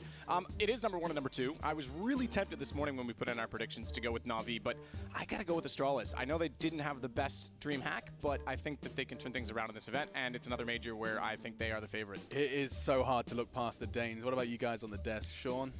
I gotta go Astralis, but I could definitely see this snowballing out of control if Na'Vi gets the pistols. But I have to lean Astralis. Oh my goodness, it's going all the way, isn't it? I have to go Astralis as well. I wasn't Come on, impressed Alex, with you got this. Have I? Alex, come on. Dude. I thought about it. Yeah, Matt, it is close, right? It's close, but you just can't look past Astralis. And Na'Vi definitely could surprise. They've got Simple, you know, they can do anything. And well, that's the crazy thing. Just to cut in, you say surprise, it almost wouldn't be. Like, it's not like it's a huge upset. It's just that you have to go with the favorite in this. That's all. Yeah, I'm going to go for Astralis as well. And gentlemen, we'll love you and leave you as we'll see how this one plays out. Thank you very much, Alex. Inferno, again, Matthew, in best of ones, very prevalent map. We've got Mirage, Inferno. We've seen a lot of overtime so far. I don't think this one's going to go down in that particular fashion. Just having a look as well, there's going to be Astralis starting the CT side. I think if they just get the first pistol, get off to a good start, Device starts hitting shots. I just haven't been that convinced by Na'Vi recently. I think Flamey and the rumors surrounding him has kind of affected his play. I haven't really been that excited by him. Edward even came out of DreamHack and said in the player break, these guys only practiced one day before that particular tournament. So they didn't use the player break to actually develop or evolve. They're just kind of clutching at straws and trying to keep on. That says something actually to me that I kind of like, and that we have the player break for a reason. It's kind of unfortunate that there's two major events. One is literally a major and another big event just after it. But they took the time off. They took the time to sort of rest and recuperate, and then they would have used the Masters, as weird as it sounds, as a shape-up for this. And that isn't a bad approach. I'm not against that. Now, I just want to point out really quickly, before we get too far into it, don't forget about upcomer.com. You can head there, download it for either Google Play or iTunes, I believe it is, through the iShop. I'm not an iUser. iShop. iShop, what's it called? The App Store. App Store, thank you. There you go. That's very clever, isn't it? App Store.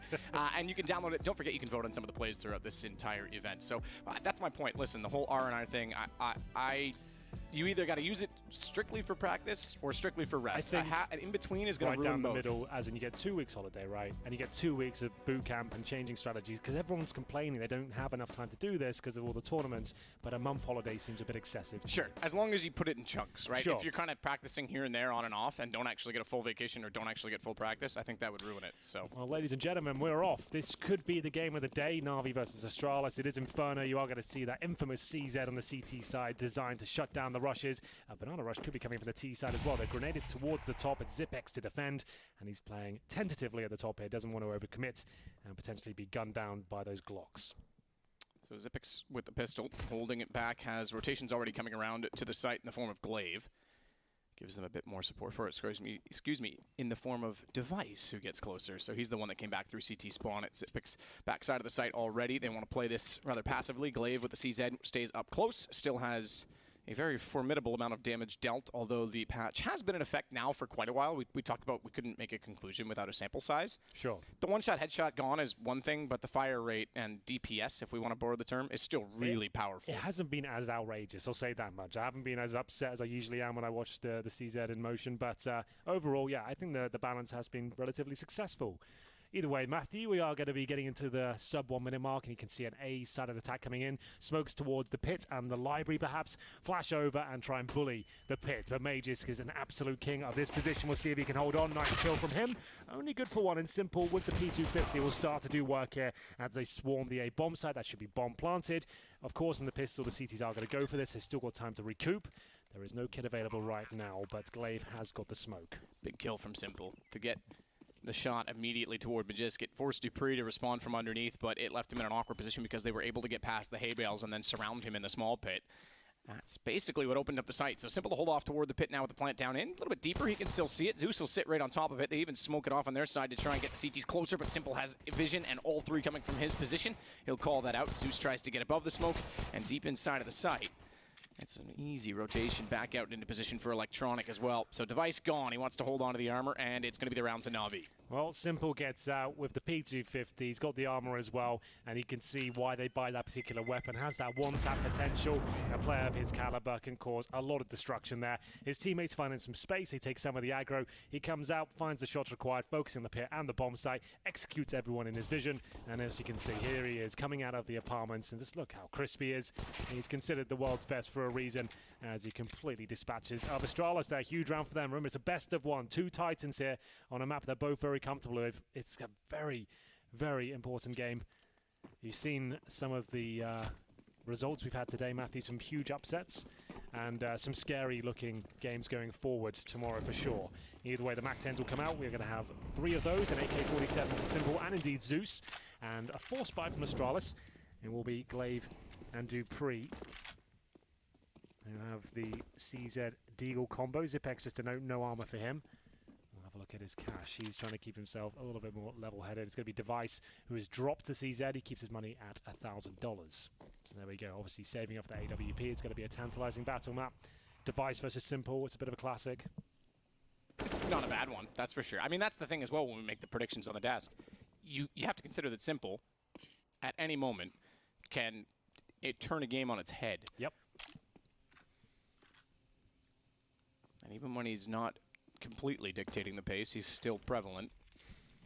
He's always going to be a factor for this team, that's for sure. But Electronic, he has to be in the same conversation as well. He has looked stellar for this squad in 2018. No one really believed he could live up to the hype, but I've been pleasantly surprised. He has been an excellent asset for Na'Vi overall as they start to deploy themselves towards the B bomb site here. Zipex waiting on the other side. Remember, they took a force buy here, but they had a couple of smokes to buy themselves some time and treat it like a gun round here. Zipex is alone towards B though, and as they execute, he'll be lucky to get more than one, I would say. That's a nice first kill by him, but as you can see, they've got full access to the site now, and it might even be considering saving at this point. That might sound really weird, but they'll give it a go for now. We'll see whether they can cause any sort of damage here. And you can see them maybe thinking about holding up for exits at this point. Do you want to give up the CZ armor? And you can see them, yes indeed. I was a bit worried I was going to call that one wrong. Yeah. But they are going to fall back even though they have a man advantage. I thought the alternative might have been where they got one kill on entry, meaning that the gun is closer toward Banana and the bomb is going to detonate it in that direction. If they left Zipex and Spawn to hold the smoke and just keep them contained in B, they could have looked for exit kills in Banana directly with the other pistols. But the save is there's no fault in that at all. No, absolutely. Now they're going to have CZs, and presumably you can justify a couple of smokes here, some flashbangs. And sure, 4 players with Na'Vi survived, but you took a bit of a gamble. You had 4 players on the A side. Zipex was good for 1. He survived, and they win the round. Sometimes you just got to agree that we can't win this round anymore. It's better for us to save onto the little we have and maybe do something more of it in going into the next round. So will they buy anything more than what they have right now? They have 1 smoke grenade and 2 players without armor. That's Glaive and Zipex at the moment. Do they want to spend any extra cash here? Maybe a couple of flashbangs to allow them to go for a push here. We'll see what they decide to do. It looks like a very conservative approach in sticking to what they already have. They want to make sure the money is kept under control. And like we said, best of ones, money is such a massive factor. Sometimes you can have halves where your main AWPers, Simple or Device, for example, won't get the AWP till round number 11 because your finances have been so ruined by force buys and compromises you had to make. So I like what they're doing right now, making sure they have all of their powerful units ready to go in that first gun round, including Device and the AWP. So Electronic pops a flash toward the site. 3 players again in there for Astralis. And for now, Na'Vi aren't exactly aware as to whether Astralis bought a bit more. They have to treat this like a gun round. They don't know no extra grenades or purchase. They're trying to bait out whatever they can now. I'm suggesting that smoke towards coffins, that's not even their cue to go. They're probably just going to be waiting on that just to see what kind of reaction it baits out. As you can see, they're not going to be going off that one. They wanted to see whether it kind of made a footstep or a smoke came through, and it hasn't. And that actually might be detrimental for them because Astralis ain't moving. They've got 3 players ready to go.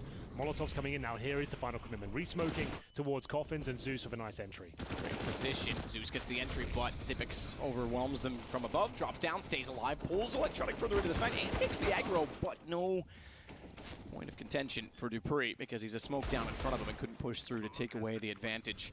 It is the bomb planted. It is a slim advantage, though, because Simple's on 29, Edward on 25, and it is only 1 man to the better on Na'Vi's side. Magisk tries to make access from CT. Again, Dupree still waits out toward Ruins, but his chances, well, taken away entirely as Electronic finds both. Not bad. 3 kills on the Mac-10, by the way. Yep, lots of money farmed there for Electronic. That's his actual entry to the game as well. He's on 3 and 1 now, so there we go.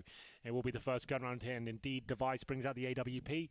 A little bit scary there for Na'Vi. That was definitely looking like it could fall apart, considering a couple of players dinked there, but they managed to hold on. Good entry from Zeus. And first gun round, no bonus potential by the looks of things. They've thrown away the Mac-10, and there will be AKs across the board. Flamey not even investing in flashbangs by the looks of things. He's sticking with Smoke and Molotov. So maybe he's going to be trying to save as much money. Maybe he's thrown into a fast tactic here. As we enter round number 4, Device is holding towards Arch, Zipex and Glaive patrolling Banana, as you can see there. With the smokes down at the bottom, it's come pretty standard these days. It was quite innovative at the start, but that smoke towards T-steps, the double incendiary, grenades to follow and logs, it's all pretty standard stuff, and so is that as Device waits for the shot towards middle, takes down Flamey, 5 on 4, and you can see him reposition. That's really key. Falls back to a more defensive line as his job is done at this point. Doesn't have to work too hard, set the crossfires up, and use the man advantage. Device holding near to the smoke. So Astralis looking to get on the board. First gun round, Dupree, speaking of smokes, used a very narrow margin, a gap in his toward the wall to catch out Zeus going toward Cubby. Device can't find the shot toward Quad, but he'll relocate quickly, as Dupree has to be a little bit cautious given how much ammo he's dispelled, but he will relocate toward the library. Electronic, though, his timing is actually not bad here because he's going to beat Dupree in position, who's not going to know that he's there. He will now, but Bomb was already heading back down toward the bottom side of middle. This opens up the option to try and wrap to B through CT spawn, split the site. Given that he only found 1 kill, there's still a man down, however. And Edward on 2 HP. He doesn't want to overcommit to that idea. So back toward A with 28 seconds. 3 AKs. Majisk again, the one to hold inside of pit. Device above on a box with the AWP. He'll wait for them to enter and very cleanly and clearly take down Electronic. I say clearly because no flashes and nothing in his eyes this time either. It's pretty straightforward, but watch out for Simple because he's, again, a man who can turn a situation on its head. Majisk has other ideas, and it takes his head off. 3-1. 11 seconds remaining. Simple left in the 3 versus 1. I dare say if he got that kill in the pit, we could have been onto something. But Device, he played this round perfectly for me. It's one of those really important rounds. It's going to be guaranteeing you an EK if you give it away. So he's making sure he does everything he can to win this round. Some great shots there, but the positioning especially. Got the first kill, fell back towards the bomb site and joined his teammates there, and they made sure they could work off each other. It looked almost impossible for Na'Vi to break down the defense as they go for an interesting force buy here. A very last-minute decision to actually go for the AKs. It looked like they were just going to have that tactical purchase they were so famous for was Simple, but now they've gone all in. They've got the 4 AKs, and Edward of no utility whatsoever. Zeus in the Mac 10, it's actually pretty good. It's just a very last-minute decision. I don't think they intended originally to go with this, but it's still absolutely fine. 3-1. Big round here. They know if they can take Astralis down in this particular round, that is a harsh reset coming in with all of the extra utility that had to be purchased in this particular round. Edward going for the little spam there. We've seen a few kills in the last few weeks from that particular position. But for now, a slow default, just ascertain information as to whether CTs have banana control, and as you can see, Glaive certainly does, but he has got a UMP, and for now he's alone, but the rotation from Device is coming through, and he's got that big green gun. So watch out for that. Watch closely as well toward the top side of Banana. Smoke goes down before anyone around the corner.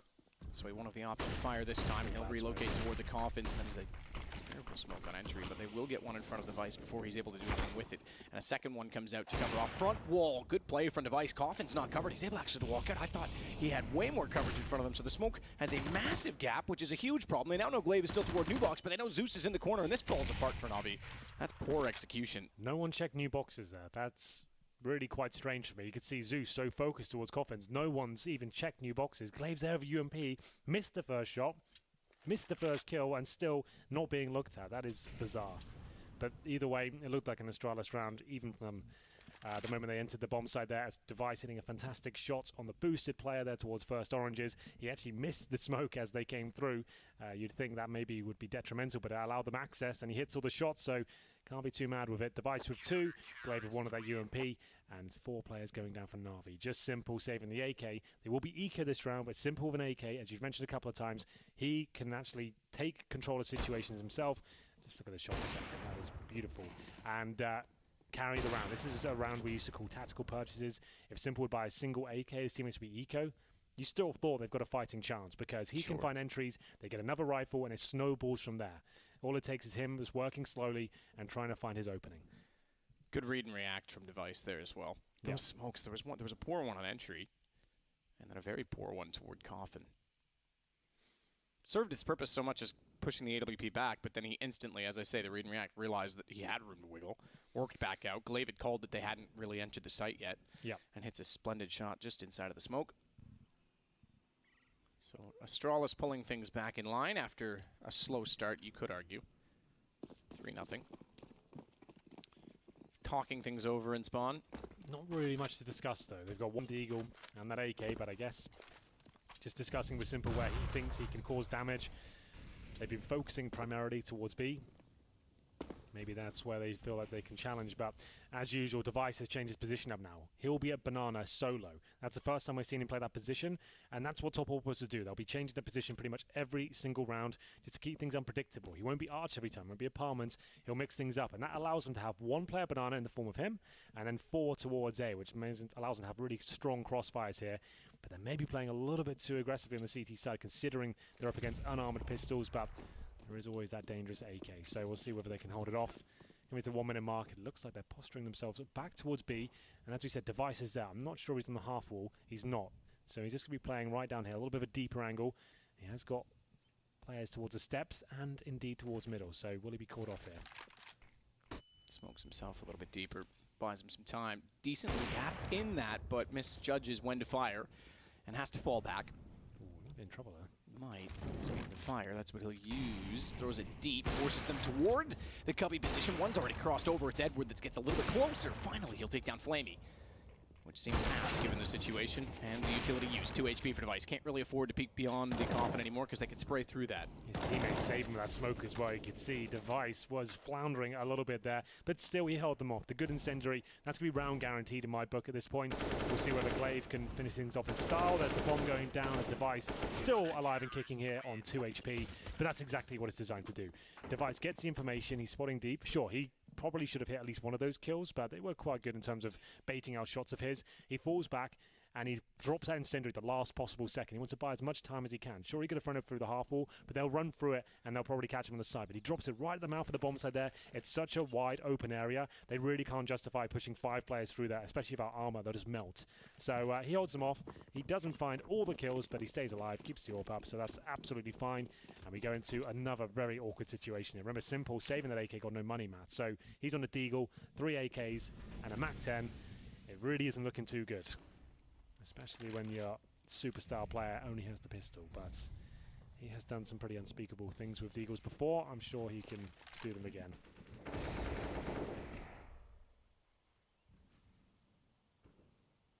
So Zeus and Electronic. Nice shot by Simple. Deagle in hands, you said it, can do unspeakable things. Device goes down at the top of middle, and it's finally a sustainable pick for Navi to work with. Still, though, with the 3 AKs as well. Glaive gets ready once more. Late smoke just barely catches Zeus in time because he was trying to bypass that smoke and get position onto Glaive. Gun wasn't quite at the ready, but makes good on it. Pacifics, he'll chime in, take down Zeus the rest of the way, allowing him, with confidence, to walk back through the smoky coffin, and the two of them converge together. Edward gets a shot back, but round should be over. 49-second bombs thrown forward inside of the site. I say should be over. There's 2 there. Chance if they find one more pick with these 2 AKs, they can actually potentially get a bomb down before the rotation does arrive. It's Magisk trying to get back over. That's the kill. Oh, bomb's a little further than I thought, so I take back what I said. I thought it was just actually at the mouth of the entrance towards CT. Good awareness immediately by Dupree to fall back, identify that, and they can sit and cover the angles. There we go, a real chance here for Navi. Still to plant the bomb, though. That's a problem. It's in an awkward position, and Dupree is completely out of position. Edwards here, no chance of him going down. That should be the round. Flamey now with 13 HP, 13 seconds, and the bomb's still down. No chance of planting it. I think he's just going to try and save the AK here. It's holding in the corner, and that's all he really can do. So decent attempt here, but Dupree is on the prowl. Waiting, he's probably going to go down here, he has no idea. Flamey's waiting for him, but my goodness, that almost fell apart. I missed first bullet, could have spelled disaster with a pillar in front of him, but still absolutely fine. Again though, Matt, Flamey now gets no money, the same situation they were in before was Simple, so they really need to work out how they're going to start stabilizing things. Great shot from Simple, of course. He said that Deagle could be problematic for Astralis. It comes down to 2 versus 1 in the end, so it's an expensive round. And are they forced buying again here? That is the question. I can see some purchases coming through. They're down about $1,000 right now. And no, they are just going to go for the partial buy, knowing they've got maximum loss bonus next round. But that's the story in itself. That's going to be 5 rounds in a row. And Navi have given up in the first half. And speaking of forced buying and tactics, Henry, it won't cost you $1,000 on a forced buy, but they've waited for us to arrive to get this major started, and for $9.99, non-recurring payment, you can actually get the major FACEIT Major Premium Pass on Twitch. It gives you VODs, interactive HUD, you can check out every single player's POV, access to VODs more specifically after the matches, which are exclusive content. So, and all you have to do for it is go to twitch.tv, FACEIT Major Premium _ and the number of the respective player that is on the minimap. So Electronic in this case would be number 1, 2 Simple, all the way through to Magisk and Zipix would be 9 and 0. And effectively 10, but 0. And that's how it would stack up. So you can check that out at faceitmajor.com, Premium Pass. I talked about this round because I say it was going to be with pistols and perhaps not exciting. I take that back. The two men who are often the protagonists for Na'Vi find kills. Simple on a Deagle and Flamey to follow up on an AK. Magisk does respond from the pit. Has got a little bit of room to work as the flames go down to his left. He'll smoke himself off and cover the fact that Electronic wants inside with him, but he's not read the wall correctly. Fires just beside of you, even though he saw him go down, and now desperately goes to a knife, has to back away, and he's got to get a reload in there on the M4. At some point, Electronic makes good on the position in a very awkward exchange, and Astralis suddenly find themselves a man down and around that could tie the game. Bomb already planted. Keep in mind, it's Simple sneaking beside the smoke to get Zipix. Well, it looks like they've stolen the round away here. Glaive will fight tooth and nail on the bomb side, but time ticking away. Still 2 players to find. He has got the kit, but only 35 HP. Edges towards the apartments. Great attempt there from Glaive. Made it very expensive in the end, but it doesn't matter. Remember, that was just a partial buy from Na'Vi. And Astralis tasting the bullets of Simple's Desert Eagle at the very start. It was that first kill, this one especially. My God, Device even playing an off angle there. He's holding deep around the corner to stop that happening, but Simple's just too fast, it seems, as he completely destroys the entire CT side. And here's Electronic, who jumped in the pit with the AWP on his back. That, for me, was a questionable move, but he managed to survive, find the kill eventually, so it was absolutely fine. And we'll go 4-4, and I think we might have a game on our hands. Just to clarify as well, it's faceitmajor.com/premium-pass. I said premium pass. Okay. Some people are probably looking for it, a little bit lost, but that sounds like a pretty sweet deal. Sweet deal as well. Tactical purchase pays off. Na'Vi is back in the game. They'll have guns up. Keep in mind they kept it down to a 2 versus 1 in the previous round as well, so the money's starting to get a little bit dire on the Astralis side. CT side as well. You break them here, Na'Vi, with the 3 rounds to start this off in the pistol. You break them and then go to 5 rounds, potentially 6. You've got a game for Na'Vi. This is the pivotal moment in the map. Remember, best of 1 here in this stage of the major. See your picking predictions there. 58% in favor of Astralis. I think that's about right. Maybe Na'Vi will be able to get back into this one. We'll have a look. Device back on the AWP. For now, he'll be heading towards Banana. I'm not sure he's going for the same solo play he was before. 4 players waiting at the bottom by T-steps. That grenade's going to do a boatload of damage towards Simple. Oh my goodness, down to 21 HP. Really did feel that one. Astralis HE usage has been fantastic this year. They really have to find how, especially maps like Inferno, should be played. We've still got 3 smokes on the CT side. Device looking for a bit more information now, as he might have a look around the corner. Oh my God, he survives. Fully blind map. Falls back, fires off a speculative shot, hits it, and falls back. That's pretty insane by him. Falling away. 10 HP on the AWP. Is Simple, and Device, you're right, has answered the call because Simple was starting to look like he was coming alive in this game. 2 Deagle kills in the last 2 rounds, and the last round certainly very influential. More than that overall by the end of the round, but to start it off, it was the hand cannon. Back through the holes of the apartments. It's Electronic and Edward to work together. Magisk again has to play off pit, and Dupree will be the man down below him in mini. He has to watch when they drop. Just doesn't want to be too early. Dupree gets the shot at Edward. Now, though, he's there. That's Magisk's call to action. He goes back out, checks quad, allows Dupree a better position, but 10 HP for Simple on the AW against Glaive. It's got to be Zeus that opens the site. And I say that. He nearly does. Found Dupree, but the response was swift. Those two playing off each other. Magisk and Dupree very well in the pit. 3-on-1, Simple. Not really much to do here. Very similar situation they've had in previous rounds. And will be out of time and out of luck by the looks of things, as he's only got 10 HP remaining. As he holds towards Boiler, he's waiting for CT mistakes here. He knows he can't win the round at this point. Astralis will take back the lead, of course, 5-4 in their favor. Simple again gets no money. But remember, they won a partial buy before, so it's not completely it's a struggle. Oh my goodness, what happened there? Device score here. It's not as detrimental as it would have been, I should say. Simple still got 4k, even though he got no cash in that round. It saves the AWP as well. I dare say they buy up around this one, Matt, and see what they can do about it. I am seeing some CZs purchased. 1 AK as well, all in. Everyone going to get stuck into this one. Zeus yet to buy. He's got the P250 armor at the end. There we go. Simple with his work cut out for him here. He's got the AWP. He needs to find Device nice and early if he can. Starting to head towards Banana at the very start. The standard incendiary towards T-steps to stop any fast terrorist presence at the very start of the round. And you can see the standard smokes, incendiaries stop the rush as well.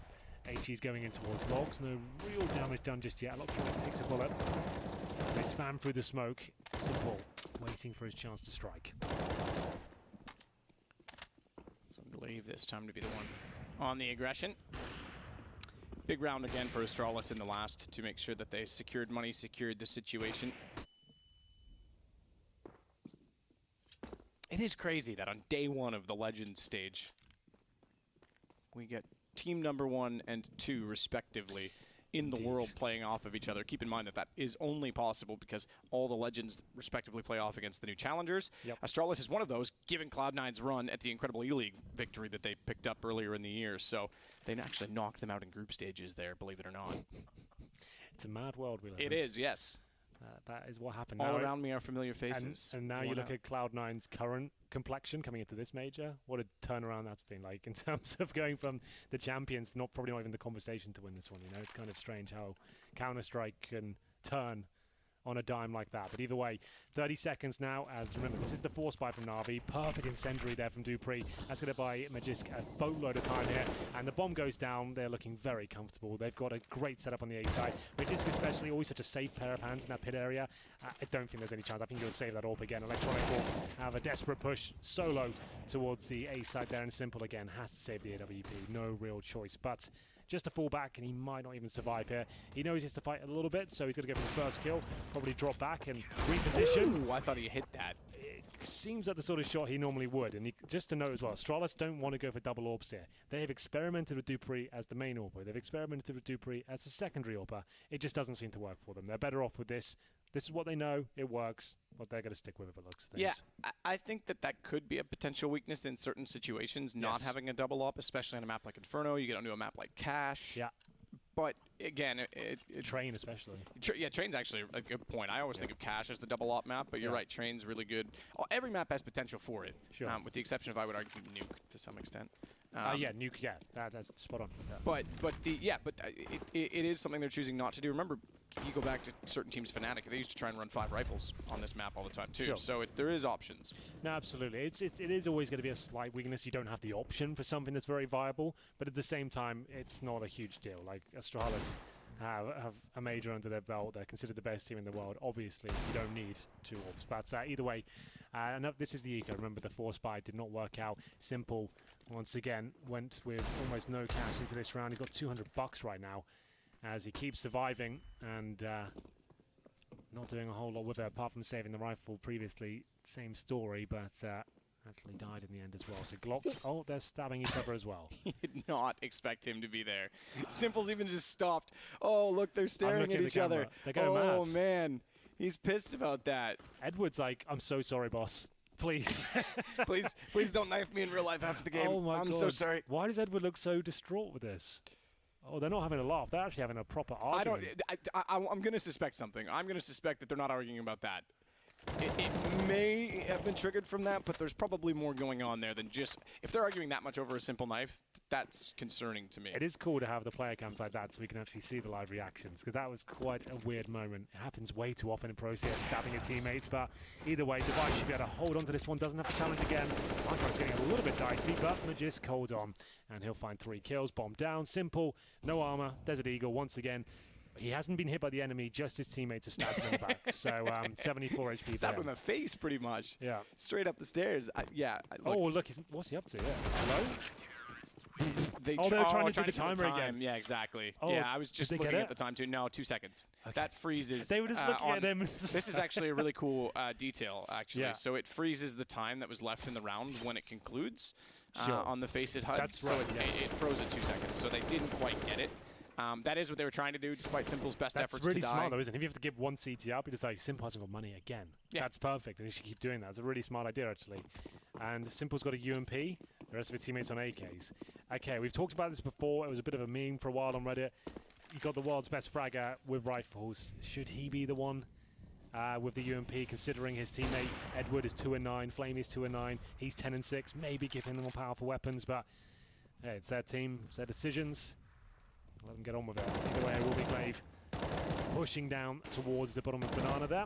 You are going to see bare bones utility from Na'Vi. 2 smokes, and now finding At least trades here as they make their way run towards Arch. It could be a banana split by the looks of things as the bomb starts to head towards CT spawn, but they are holding up now, just waiting for any sort of reaction here from the CTs. And Zipex watching the speedway like a hawk here.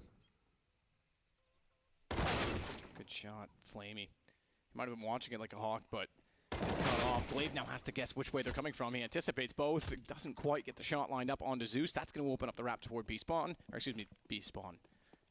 Through spawn to B. That kind of works.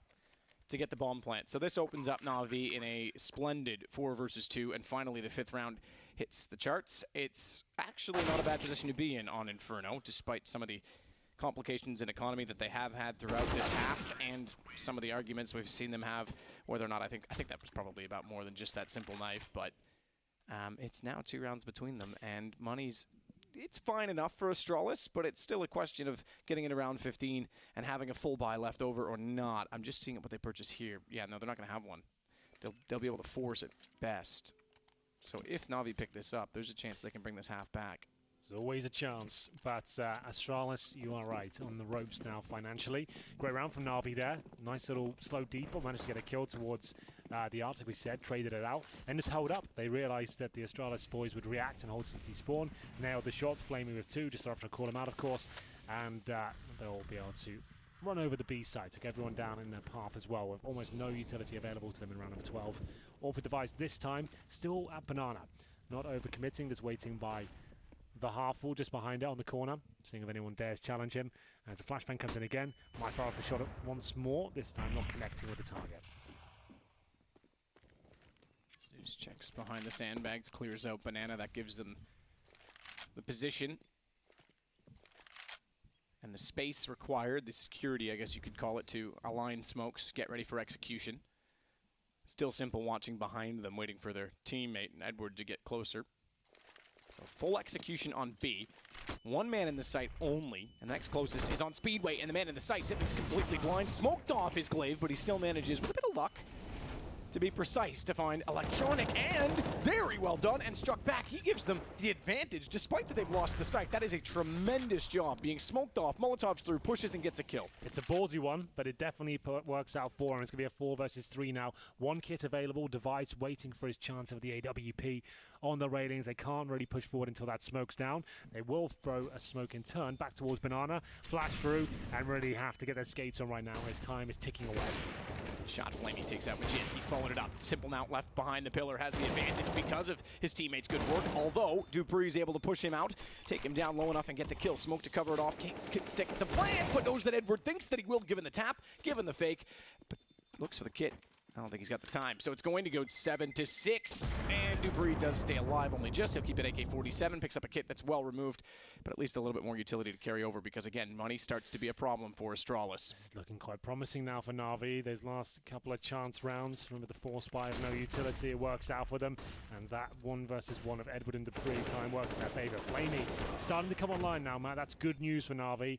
He looked very absent in the first 6 rounds or so, but now on 6 and 10, some very high impact kills. Last round got 2, then 2 as well. So manages to get himself right back in the game and actually leave Na'Vi in a very promising situation. This is likely to be 7-7 and maybe even steal the half away in round number 15. Looking absolutely fantastic in that respect. So there will be a tactical timeout here. I can confirm Astralis are going to buy at least. Glaive has gone for the UMP armor. They've got the AK right, and their money still isn't going to be amazing next round. So they thought, why not? Let's just try and see what we can do here. Magisk will have 3,700, Zipex with 3k. So is everyone going all in? Time will tell. 13 seconds remaining now as they discuss their options. See Zipex discussing with the in-game leader Glaive as they work out the best possible approach here. USP still on Magisk and Zipex. Do they want to purchase anything else? There it is. The FAMAS, the UMP, opting for a bit more utility. It's not the worst buy, all things considered. That 1 AK really does boost their chances, and Dupree probably has to work a little bit harder for a frag here as he sets up with the flashbang towards middle. No one there at the bottom, it will be Glaive to push Banana and try and get towards the logs.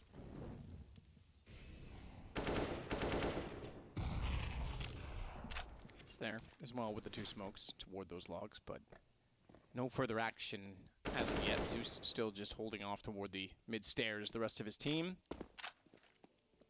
toward, ooh, this is interesting, toward alt middle. And I think Zeus ran a little bit early. It's hard to say. I don't know exactly where it was that he started running based on the minimap, but he might have just been inside the noise range of what Glaive can hear. Now, the reason I mention this is because as soon as it happened, Zipix got a little bit closer inside of Banana. I thought maybe they were going to try and push down and flank them. It does look as though Glaive is interested in doing so. The problem is that in the time they took to think about that, they've already conceded 1 kill to Magisk. That's your pit player over on A. Zeus doesn't quite spot Glaive to catch him out in Banana because that would be cue to rush that direction. Astralis now, not really much to work with here as Zipex will make his way towards the arch. Dupree, remember, with that AK-47, he holds on the sign. Glaive converts the kill towards B. That's Edward going down, but very quickly, Electronic and Flamey will find a couple of frags here. That should be the round. I dare say they'll save the UMPs as they move into the final round of the half. Zipex, though, not thinking about that. He tried to challenge towards the arch side, and Glaive now with an impossible task as he goes towards Library. He just wants to upgrade to an AK at this point, I think. Even get a kill, get $600 in the bag, steal the AK away.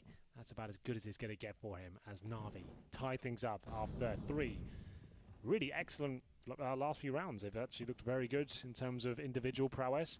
Haven't seen too much exciting from a tactical point of view. It's been quite a standard game.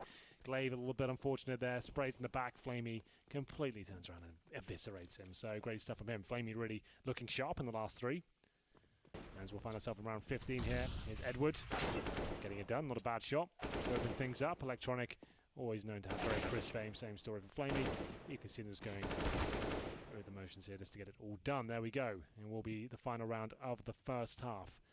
And Na'Vi finishing on 5 AK-47s. Hasn't necessarily been the simple show. He's got a decent couple of rounds under his belt, but hasn't been all him. CZs and MP9 for the CTs finish things off. 3 players to push towards the B side of the map. And Magus might be going down here, but instead survives. But surely will be dropped by Electronic, and indeed he will. There's the first kill for the T side. And now they can confirm they're up against pistols and SMGs. Don't need to do anything too much. I think that B commitment at the start was a little bit aggressive, all things considered, but overall, a trade certainly favours the T's. And Edward now looking to dissect the boiler room. Electronic might find himself a little bit compromised here as they push towards him, but well held. Manages to push one back, and his teammate will go back to the B side as well. One teammate, that is. Bomb still down, bottom side of middle. Good response from Flame with the advice. That was an AK picked up, and good read to catch out Dupree working down behind him to try and trade it back the other direction.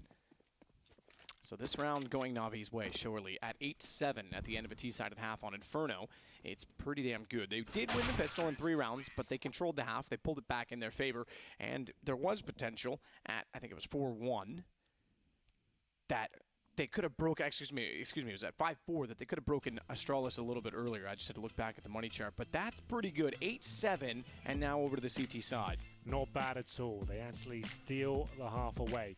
Remember, they got the pistol, then they lost, what, 7 rounds pretty much in a row. They had 1 in the middle where they actually managed to get it together, but the last 4 was all theirs. It all came from that little force buy with the AKs, no utility whatsoever, and actually looked pretty decent towards the end there. Impressed with Flamey's resurgence, was on 2-9 at one point, finished the half on 11-10.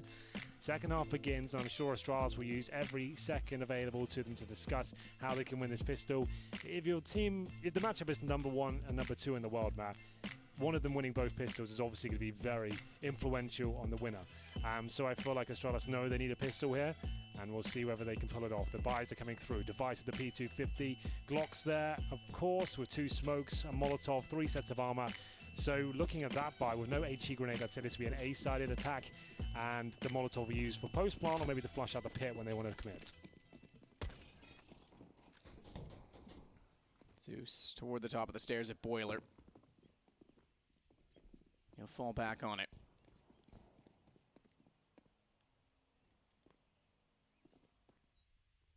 It's Flamey that waits toward the archway with with USP.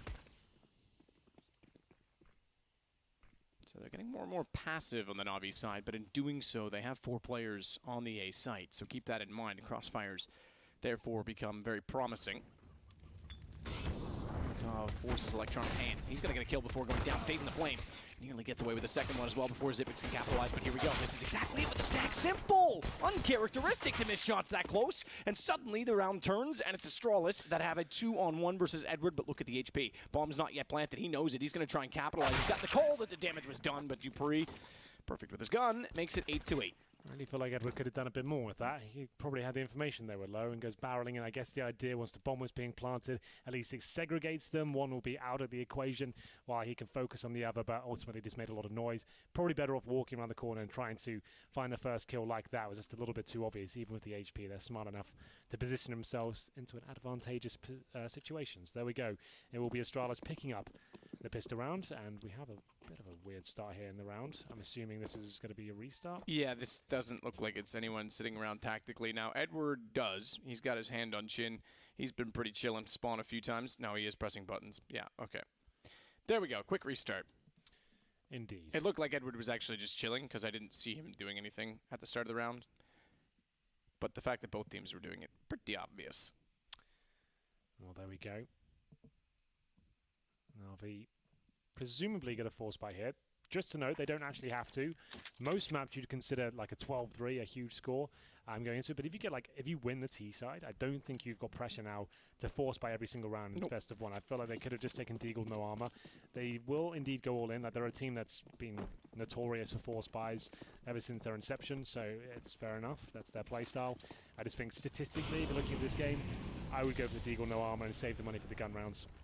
We've already done the hard work, as it were. As the grenades come through, will be Zeus to swallow one. He'll be down to 55 HP. And Astralis have a full banana control now. Only one player waiting on the other side. It's the aforementioned Zeus with low HP. We'll see whether him and his 5-7 can do anything to hold them off. If he goes down with nothing, I can guarantee they'll just be saving the rest of their pistols here. Good smoke from him. He buys himself some time. Decent smokes both ways. Pretty straightforward to line up, but Zeus's is less common. So credit to him for not leaving a gap. However, Magisk still finds him as he jumps through with the MAC-10. Edward tries desperately to fire from CT spawn with no luck on a CZ. Bomb to be planted, and Astralis should be able to control the situation with the single kill so far. And much as we saw from Astralis in the first half, they're also going to elect to save on the CT side. This time, more appropriately so, given that Flamey does have a UMP, but there's armor on electronic as well. Smokes, if you want to count it all, Henry. If we don't want to leave anything out, CZs, Deagles, all that. All of it. Oh, look at this positioning from Device. He is on the prowl. He wants to find these remaining CT players. He doesn't care. It'll cost him his SMG. Into the library he goes, and I don't think he's returning a book. Doesn't even want to enter. Don't think he reads. Maybe not. It is a very tight choke point. And then that's why he's pretty fine those corners. He knows he could be in a bit of trouble. Just communicating to each other there through the gunshots, letting them know that he's there. He was trying. But they save pistols there. It's absolutely fine. They got CZs, a UMP, a Deagle as well. So they get another go here. Pretty much exactly what we saw in the first half. 9-8. Astralis take it back. They should be good for a 3-0 here, but you never know. Simple's Deagle. I'll say that again. Pass on right, Edward. Yeah, you do, don't you? That is the rule. Anyone who's not aware what that means, in spawn, just always look to your right and move to your right when you move, so you won't bump into each other. That's a good rule of thumb for everyone. So every matchmaking game, every FACEIT game you play, pass on right. No one's going to be bumping into each other. We used to always type LO3 and POR as a joke. We never typed it, but I always got angry, especially in like big games, if people forget to do that. It's like, what are you doing? Come on. Not now. Don't ruin my mid spawn. Yeah, that'd be the worst. Simple. Ooh, good shot. Goodness gracious. Comes around the corner and Glaive gone.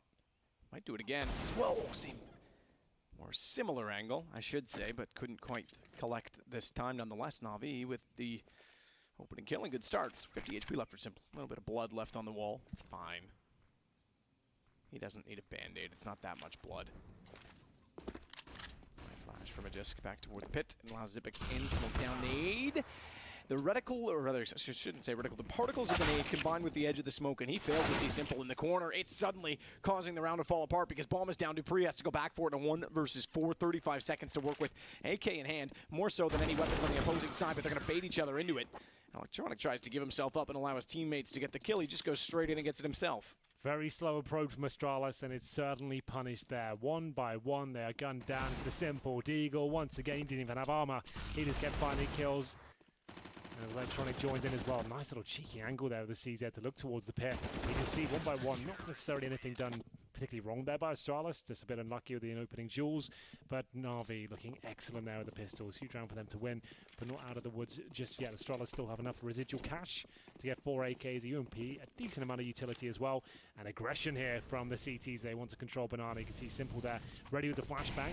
Whether they want to challenge is another question altogether. Good little sequence of events there from Na'Vi. Grenade does connect towards Device, down to 53 HP, and they'll fall back here.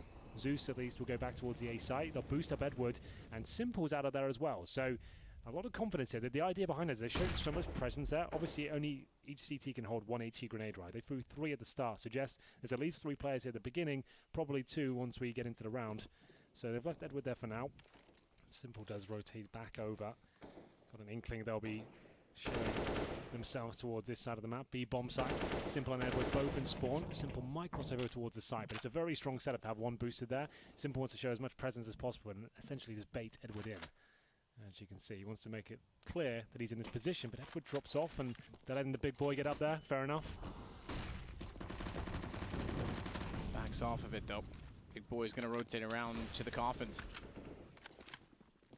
Astralis picking up pistol, but conceding an earlier round than their opponents did on their respective T side. Find themselves in an awkward position, but a good stance inside of the site. Smoke goes down, Majisk's able to find out where Edward had gone, and Dupree puts the bomb perfectly positioned into default. That might be the signaling already, and Na'Vi is going to agree. They'll concede, they want weapons. I think just doubting themselves then, Na'Vi. Didn't look like they were comfortable with the setup at all when the final commitment came in from Astralis. They had a player boosted up. I actually liked that. I thought if Simple just fired off some shots through the smoke as they were coming in, it would be enough to take the attention away. At least good enough for 1 kill. Instead of dropping off and getting almost nothing for that, they didn't get a single kill at all. At least a trade would have made this possible. So doubting themselves, maybe the communication was a bit off. I'm not sure. We have seen them almost bickering in the bottom left of your screen at some points, but that's a big round for Astralis, bouncing back from the defeat to the pistols in the previous. But remember, Na'Vi winning the pistol, well, winning with pistol, I should say, previously. They will still have plenty of cash with 4 weapons saved over, so they're still relatively healthy here. But Astralis, 1 step closer now as they hit double digits first, 10-9. Inferno, considered a CT-sided map for sure, but Na'Vi making a little bit of a meal of this so far. They are 3-1 down in the second half. The reset not too detrimental, as we said. Flame will have the AWP. He's actually the secondary AWP of this squad, but he'll be the primary, it seems, around number 20 here. Where he'll be hitting. He's going towards the arch side. Doesn't want to fully commit. Jumps over towards Boiler. Does it go any further than this? Have a look. Flamey. Try and find some position with the AWP toward Boiler, so the aggressive op, but not yielding any success. Instead, though, Zeus wants to go aggressive in Banana and gets caught out. Pre-fired the angle, tried to bait Device in. Certainly, Device was up for the challenge and gets away with the opening kill yet again for Astralis. So Flamey backs off, can't afford to stay aggressive with the AWP on the respective position that he was in. Opposite side of the map, and goes to quad instead. It's a 2-2 split. Although they're leading the bases, as Electronic wants to try and work his way toward Banana, or excuse me, not Banana, toward, in some ways toward Banana, but Speedway, toward B. Get a little bit closer to his teammates, who are going for the boost. You love this boost, Henry, because it puts you above utility. It really does. It's good to throw it in every now and then, maybe twice a half, if not more. It means you can avoid sometimes the Molotovs, the flashbangs especially, and Edwards will be set up first, but it's Simple getting it done from the back there. Edward does go down, but Simple finding a couple of kills. 2 versus 1, looking very good for the CTs here. 35 seconds remaining. Oh, missed shot though, that could cost them. That's massive, because he's got time. Xyp9x can run this. He thought about going that way. He's a bit lucky that he actually sold this, because Flamey could have easily picked him off getting toward the spawn from the backside of the ruins. But now that he's there, Flamey smartly switches over to an AK, realizes the situation, and tries to get on his horse immediately. Xyp9x plants open toward Library and smokes off that angle. Now, how aggressive does Flamey get? Because if he pushed the smoke immediately, he may have caught Xyp9x climbing up inside of the apartments, but instead that position is beautiful from Xyp9x perspective. You are now witnessing clutch perfection here from Xyp9x. Not only does he book it out with 2 kills to his name already, that smoke buys him so much time. Now where could he be? Graveyard, pit, bomb site, apartments, quads. Take your pick, Flamey, because you have not got a lot of time now. As he comes in towards the site, Zipex doesn't even need to peek until he touches the bomb. He can just win this by being AFK at this point, making so much noise. That's going to be round. Flamey, after missing that shot, a very important one, will get a consolation frag. He might not even survive this, just about on the pits. But overall, that missed shot with the AWP map that cost him everything. Zipex wins the round. And Zipex identified it too. He was looking to Coffins to take that fight. The second the shot missed, he was like, hang on, I'll just kill this guy with a rifle beside me and we're out of here. Yep, indeed. Like, obviously, the Orb's got a 1.5 second reset on the next shot. He realized that information with the smoke down as well. The Orb would have to fall back, kills his teammate, makes it somehow through CT spawn to the other bomb site. But once he dropped that smoke, I like that was how a changing it was point even for an him. afterthought for him to like look at the ruins door like, please don't shoot me. Yeah. Please let me get by. Indeed. Well, there it is. Still very expensive round for them.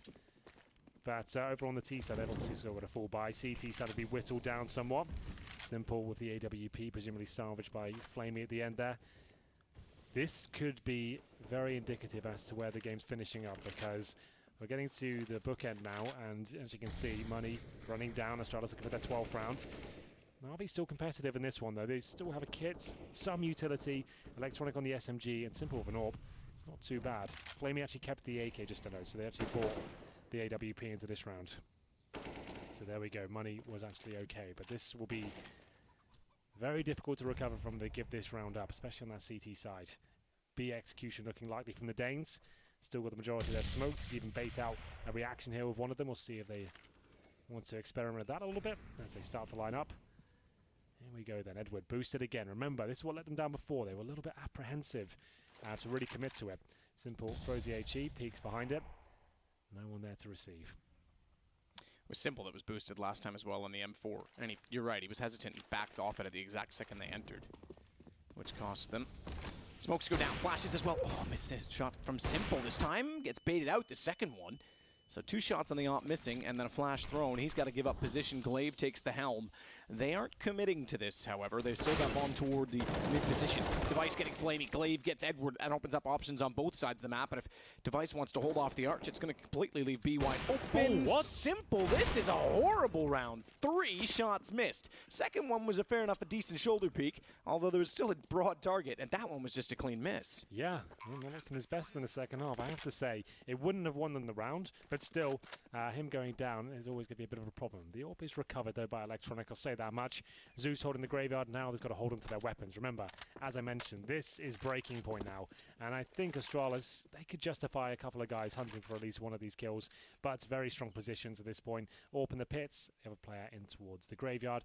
They're definitely going for it. Will they be able to find the frags? That is another question. Oof, now Electron giving up his position. I don't think he'll be long for this world. He will have one nice shot there, maybe another. Punishing Glaive, there we go. I thought he might get him through the wall there. He didn't do the first damage, though. If the first one had a hit, I would have just kept spamming and eventually get it. But you're right, long for this world gone, AWP gone, Money gone, Astralis running away with it. This is not the formation, or at least standard procedure of what we would have expected from Astralis win this game starting on the CT side. Indeed. And losing at 8-7. Yeah, no, Na'Vi looked great towards the end of the first half. Can't take anything away from their individual performances towards those last 4.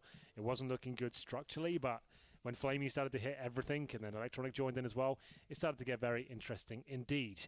Just to know, Matthew, I don't like to point out this too much. Edward 4-17, not really ideal. As you can see in the screens right now, a player that's definitely had his controversy within this squad. Zeus 7-14, and at the top, Electronic 18-12. Simple 15, Flamey 14, then it's Device at the very top for Astralis there. 19 kills and 11 deaths. Dupree next to him on 13, Device putting on a bit of a clinic. Zipex at the bottom on double digits. So there we go. Remember, Zipex did win that almighty clutch to really light the fire beneath Astralis. So that was huge for them. Frags and charts aren't everything, but certainly give you a guide as to who's performing and who's not. Haven't really seen too much from Edward in terms of high impact, but still has a chance to turn it around. The pause comes in. Presumably has to be the full eco here. Flamey's got $4,300, so he could invest in Deagles perhaps. Haven't bought anything just yet as the timeout comes to an end. Looking good for Astralis so far, but it all can fall apart very quickly, especially on Inferno. As we enter round number 22, coming to the last few sectors now of this best of 1. Legends, Matt. Legends indeed. This is it. Top 16. We hit Wembley next week.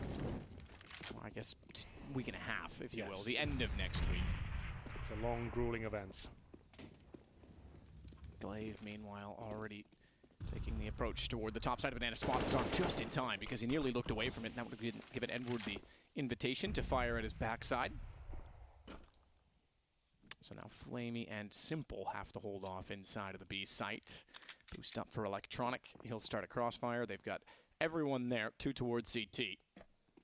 No commitment yet, though, from Astralis. Minute and 15, and looking like they are in control, at least comfortable in their situation. No investigation or evaluation yet of the A site. I make mention of that because they are heading that direction, and they do need to do that so as not to walk into the stack. I say that, and then I see 3 players and 2 falling off of A. They're accumulating 2 walk into the stack. This could work out for Na'Vi still. They haven't done enough. Sure, but remember, there is going to be a plethora of smokes, Molotovs coming in. They have nothing to hold them off with. They have nothing to block vision and stop trades. So sure, you're going to walk in there and you're going to find 4. If they had a smoke maybe and a flash, I'd say sure. Yeah, to discombobulate more than anything. So Dupree, okay, this is it. This is what I would much rather see. Yes. Dupree goes and clears the A site. Let's avoid any chance. You're right. It wasn't. They were still definitely outweighed. But let's avoid any chance of giving it away. No, absolutely. If Dupree's called A-Side's clear, boys, you might want to come down and check it out because you're right, sure, they probably still win the round, but they definitely lose players in the process. Might lose Magiska. He's being a little bit overwhelmed. What's he got left? Got an HE and a smoke, but still 2 kills, and now Uzbekistan has denied him picking up the AK here. He doesn't necessarily have to kill both of them, but it looks like he might just do that anyway. Simple, 17 HP. 1 player goes down. Pretty efficient round from Astralis, and now it's really do or die time in this particular best of 1 for Na'Vi. 39 down, but remember on the CT side, they can still recover this. It's not a problem. They know they're capable of it. At one point, I would say this is their absolute best map in the pool. Sure. This is where it starts, though, to me. I mean, this, if you go 14-9, the way that Astralis are playing, I'm convinced that they can find 2 rounds over that much of a spread. If they win it here and they start to limit the money of the T side because it's not built up tremendously well as of yet on the Astralis side, then you might actually be right. Yes, they certainly can do it. Yeah. Well, let's see. It all starts with a simple AWP. That's a very difficult shot, but Simple has been missing a few in the last 3 or 4 rounds. Either way, we'll see. We're going through just a default here. Looks like 3 players towards B. 1 in the apartments, 1 patrolling middle. Very standard stuff so far. And he just needs a charge towards B. Divides pre-fire in the corner there. And they have banana control now. Can we take this from the terrorists? It's just very difficult. That's a great HE grenade. He bounced off the skybox. A lot of players are doing that these days. It used to be a massive thing in Source, and I haven't really seen it too much in CSGO. But you can jump up, especially in Inferno. It's got a low skybox there, bounce it right off, get the grenades right at the barrels there. So you can allow them to have B control or banana control and then do some considerable damage. And on the CT side as well, that's huge. You've now enabled yourself 2 players, make it 3, and now 1 bullet potential from the M4. And that might not sound like a huge deal, but it means now they can actually go toe-to-toe with the AKs and one-on-one duels and have a lot more success. Well, Bomb again is working its way toward the similar position where in which the nade just detonated. Smokes go down. That nade wasn't quite as pretty as it catches on a rather awkward portion of the map. Those hitboxes that do exist, the collisions that exist on those windows.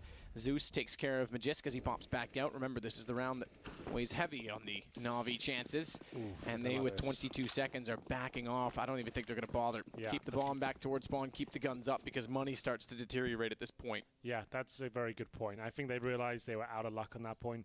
Like I said, that HE grenade really rattled Astralis to kick things off. Then they commit, and they just smoked out completely. They didn't do a very good job of baiting out the utility from Na'Vi. Zeus, fantastic work. Sprayed like 25 bullets initially through the smoke, saved 5, and then managed to get the first kill and really pushed them back at that point. They couldn't readjust and reposition with the smokes, so this went back, and that's fine. Astralis will just hold on to the majority of their weaponry. It's 13-10, but Na'Vi, like we said, definitely still in this one, and it all starts there, as they will have more utility now. They have all the rifles they need, the AWPs out, and we've seen so many overtimes. We kicked off today with one, and I'm sure it's not the last of the overtime dynasty we've created here at this major so far. So Astralis now repositioning, working on what's the next round setup. Looks like the AWP will stay firmly in the cabinet for now. The AK will come through for device, just saving the money there. They've still got one more buy available to them, but tactical timeout just to discuss their options here. There is reset potential for Na'Vi, but not massively. Even if all 5 players went down, they'd still have enough for somewhat of a buy. And that's unlikely. If they're going to lose a round, especially on a map like Inferno, you're most of the time going to save at least a couple of guns. But we'll see.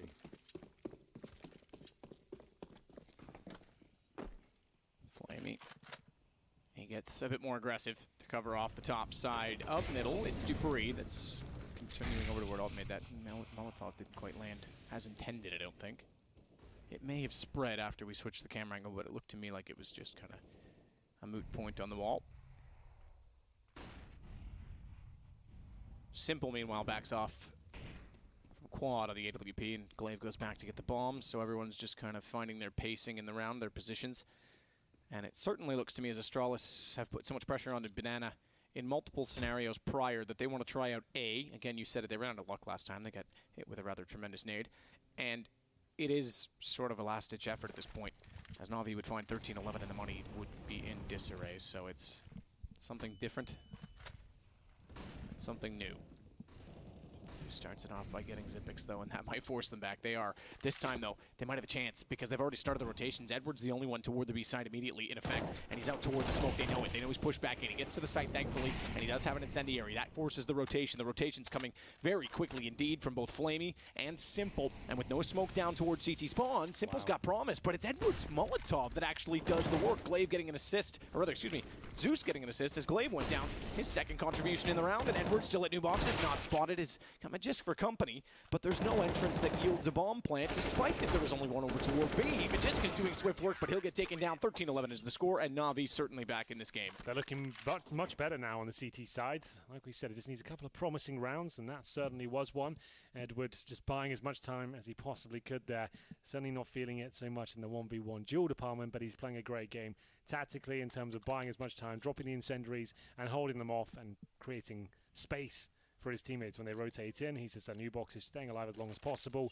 Great stuff from him, and Astralis looking a little bit locked out at the B side, especially. There we go.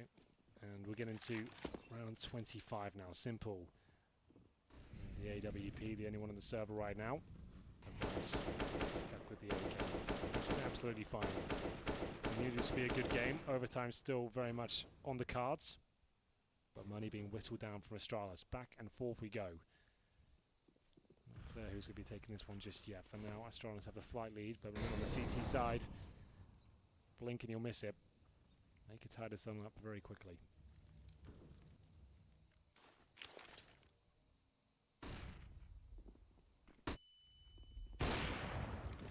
Simple. Takes out Xipix. Smoke to go down on the arch. Simple tries to anticipate that they're going to try and cross as quickly as possible and fire just before it bloomed in hopes he would catch a jumping opponent. Fires into the smoke on the other side in hopes he'll get lucky.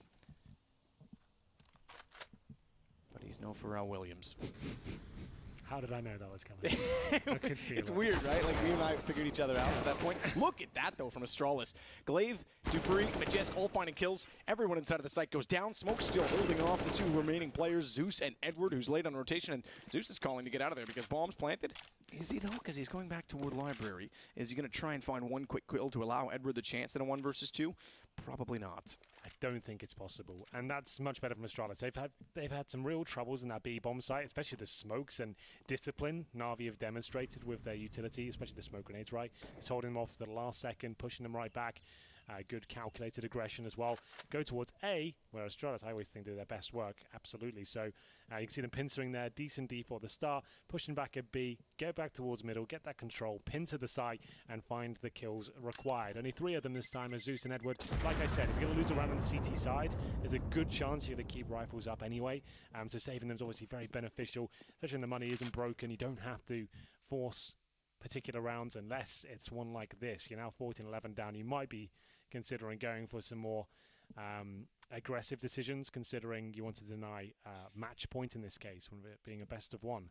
So much on the line here, Matt. It's a really brutal system you have with the Swiss one, especially if your rivals don't perform on their day as well. If you go 0-1 and a few other teams have messed up in terms of their initial matchup as well, we could have some very, very juicy games tomorrow, you know? Juicy, juicy. I think it's been a pretty impressive start to this, and certainly not that we've had the score lines we had in the Challenger stage. Sure. But maybe in the fact that there's something to be said about the player break and the Legends not playing as much, you could say, because today was all Challengers with the exception of G2. Yeah, absolutely. It is, it's a weird one, but I love this format. I think it keeps things exciting. The fact you can't necessarily prep for a particular side of the bracket and stuff, you know, there's like you don't really know you can be playing the next day and stuff. It's really fun. Yeah, I mean, look, no format's perfect. There's been a lot of discussion over this one, and at first we loved it, and now we've seen sort of some of the downsides of it, but I think it's still pretty good overall. I think it's got good entertainment value. Yeah, I think the pros outweigh the cons. We'd prefer, obviously, best of threes, but then we'd need about 3 months to run the actual event itself. So for entertainment value, I think this is fantastic. Either way, though, AKs are out. Astralis, fresh off the victory. The previous round, they gave 2 away, but round number 25 was theirs. Still on the AK-47s here. If they can win this one, that should be pretty much GG at this point. They'll be 15-11 up. There'll only be $1,900 available to Na'Vi. That's if they don't save the orb, etc. But this could be it. Focusing on A once again. They were struggling towards B, so this makes sense. Flashbangs to come through, smokes towards Library. Electronic with the AK. I feel like he's going to do massive work here. There's the first kill. Simple will back him up. That might be round guaranteed at this point already. Electronic not dropping down whatsoever, and Simple just keeps hitting the shots. He hits another. Glaive goes down to 21, and he'll be finished off by Flamey there. Huge round win there for Na'Vi. Like we said, they managed to avoid match point, reset the money for Astralis as well, and overtime still looking very likely now. Yep, reset achieved. So 2 rounds to go, but 2 rounds between them. 2 rounds potentially to go. But no money suggests otherwise. Simple immediately gets the AWP. Thrown back over toward him and now be ready to roll. I say thrown back over toward him, actually. Excuse me, he had that. He didn't die. He didn't go down. Look at the amount of utility they've got on the CT side as well, which isn't important, more important, I think, in this map than many others. A note to make because it's just choke point after choke point toward B in Banana that you want to cover off. And in doing so, you can give yourself more freedom on the A side of the map. Indeed. What's the call here from Astralis? Are they forcing this? Device has gone for the A Galil, not the AK. I take that back. Mages, because so 2 of them have fully invested. Now make it 3. Glaive and Zipex, the only ones with any bit of cash left over. So this is an almighty call here, and if this doesn't work out, it's swing the door wide open. They need a bomb plant. They really do. They desperately need a bomb plant because they're going to go into 3rd round loss bonus, which isn't enough to compensate for the difference. The $800 would be, and then they can still play on a 14-13 or 14-14 scoreline. If they don't get one, then they're actually almost putting themselves into a tie situation where the money would just barely be enough to buy. Well, here we go. This is quite exciting. I didn't think Astralis would make these sort of calls. This is such a turning point of the game as well. Give this one up. You're only going to have 2nd stage loss bonus. You're going to have to let them get to round, well, let it get to 14-14, and then it's all to play for at the end. Simple holds them off. The incendiary towards the apartments, perfectly timed. They were all there, and now they just have to wait until the flames go down. Flash will go out, but can they really do anything with this? Such a defensive hold from the CTs as well. I don't think that flash will do much for them. Electronic protected by the smokes almost, and he can hear them all in the pits. Just going to bide his time. Electronic certainly does hear them down there. Spots them as well jumping, did he not? He may not have seen them, because now he looks over and spots 3 of them, thankfully. Okay, Simple's going to get both. He'll fire through one into the other. That works out fine. Electronic won't be selfish. They just want to achieve victory, and he's got position still to cover off quad, which includes Magisk. As the bomb plant, not going to happen. It's Zipex left against 4, and they know exactly where he is because Electronic has called this. They're swarming on top of him, and this is now a 1-point game. Na'Vi maybe get to the last minute, but finally putting together a second half to complement that of the first. Well, there you have it. Na'Vi. Oh, there we go, boys. Got to have nice, crisp high fives in this game. 14-13. Remember, that was the force buy. Astralis now have to eco here. It's going to go 14-14, and all of a sudden you give advantage Na'Vi because they're on the CT side.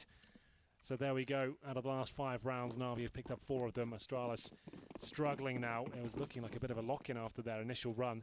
Remember, Matt, they were actually, what, like 6-1 up on the T side in the second half. It was looking so good for them, and it's all just come crashing down around them. Na'Vi not giving anything up for the last few. Blocks in the CZ, that's about it. Device swallows a grenade, make it 2 of them. Just 2 points of health as well now. This is a pretty much gimme round for Na'Vi.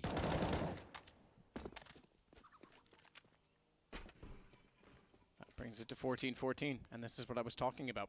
They'll be relying on the lost round bonus to get their guns out in the next round. And you said it. They could certainly pull this back. 13-9 was 13-10, and now we find ourselves at 14-13 reset in the middle of that for Astralis. It was almost the exact worst case scenario. Device on 2 HP. Fires out a warning shot. Doesn't really do much other than to call simple into action. Has a plethora of targets to fire at. Only finds one. Thankfully, oh, okay, I was going to say, thankfully Device is the one left over that the pistol could collect on, but he couldn't find that kill either. So they are overwhelming the op inside of the library, but good read from Flamey. Gets much closer to that position and won't necessarily allow them to pull it out with any chance of using it, although Magisk is a bit of a magician. Pulls one back. Zeus knows that Xyp9x was heading that direction. He went the wrong time. Doesn't matter because he has the bomb. And the AWP down. It is 14-14 indeed, as Xyp9x left with little to work with at 27 seconds and contained inside of the CT spawn. Xyp9x now. Not really much you can do about this one. It is going to be a very difficult situation for him. Zeus, he'll indeed find the final kill there, and it's going to be 14-14. We're all tied up, and in terms of money, there is a full buy for Astralis. It's not all doom and gloom. They've given up a lot in the last few, but they do have a nice healthy buy here. I say that, but Device does have to just go for the Galil instead of the AK. I think the Galil gets a bit of a bad rap. I think overall it's not as bad as everyone makes it out to be. It only costs you $2,000. I think that's pretty good investment overall. It's definitely deadly in the right hands. A lot of people will go for a Deagle or a SMG instead of it, but I still think it's very, very good. Simple spot of the hand of one of the players there.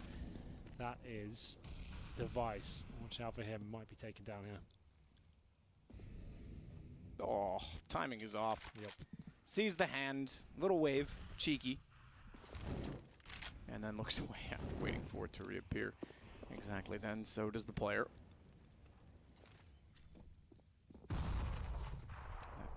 Bounce nade once more.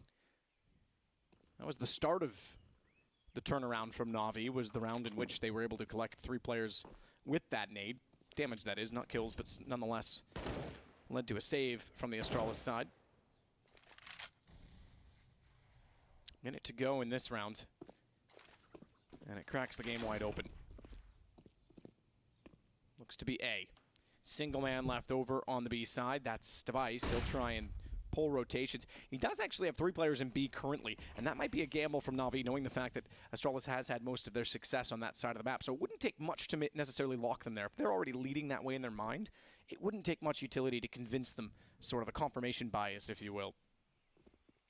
30 seconds now. They are going to commit towards A, but they haven't got a ton to work with here. One smoke now. Deployed on the site, Electronic can hear the footsteps, so call for the rotations. All 5 players from Astralis commits. Who will get the first frag? It's Device with the aforementioned Galil. The bomb should be able to get down pretty comfortably here, but Electronic's still on the site, gets nothing for it.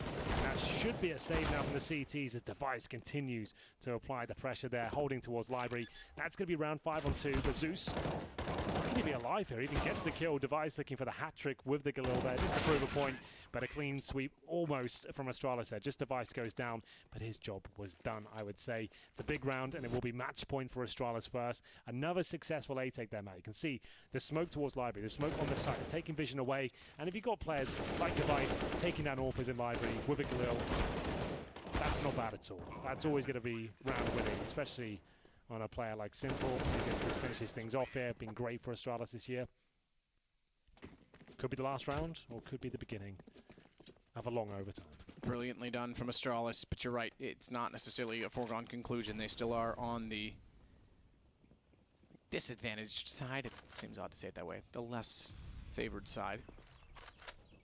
Which means Na'Vi can absolutely put this into overtime. That's been a common theme throughout this major already. We haven't had one on day 1 of the Legends stage, but this could be the first. It would almost be uncharacteristic at this point not to have one. Magisk, meanwhile, holds off top 8. He'll back off, so too Device. They've already established the territory. They've taken it over for themselves, and they'll leave device once more to hold it. So back toward A. This time, not quite the same setup from Na'Vi. It's a 3-2, and a pretty typical one at that. You've got 2 players over toward quad or pit. 1 at arch, ready to rotate. Zeus is that player. Smoke down, he wants to get a little bit inquisitive as to what's going on the other side of that smoke. Nade will do it instead. Doesn't quite go far enough to do any damage. This is where it all leads to. Astralis trying to do their best to avoid overtime here. 45 seconds. Looks like a B split to me, or maybe just a B fake. Device will try and bait us some of the attention. He does a corner peek like that just to see if he can get a smoke deployed from the CTs, but they're running out of time. Bomb still towards top and middle. Will it go through the arch towards the B site? Or will this be a complete B fake and then we'll make their way back towards A? It looks like it's the latter. 5 players now. They've actually pulled Zeus away from the A side, but it might not matter as Flamey hits the first kill. It's up to him and Electronic now to save the day. But the timing is off, but Dupree doesn't hit the kill. Zipix dropping in. That could be the end of it as well, because the bomb has to be picked up. They just barely get it. Majiska's able to wrap by the arch side, thankfully, without being caught. If he was caught, it could have still fallen apart. 5 seconds, bomb goes down, and it's now a subtle situation for Na'Vi to be in. They've got no kits, they've got armor, they've got decent HP, but they've got to make a play to get toward the site. Edward wants to lead it. Good shot, finds device. Now their chances increased tremendously because Zipix has only 2 HP, has to play this perfectly off of his teammate. Majiska up above. Zipix does exactly that. Steps out, clutches it, and it is 1-0 for Astralis and a 16-14 score over Na'Vi. It looked like they were rumbled there. It seemed like it was over and Na'Vi were going to take us to overtime, but Majisk finds a few very good trade there. Dupree playing out of his mind throughout the map.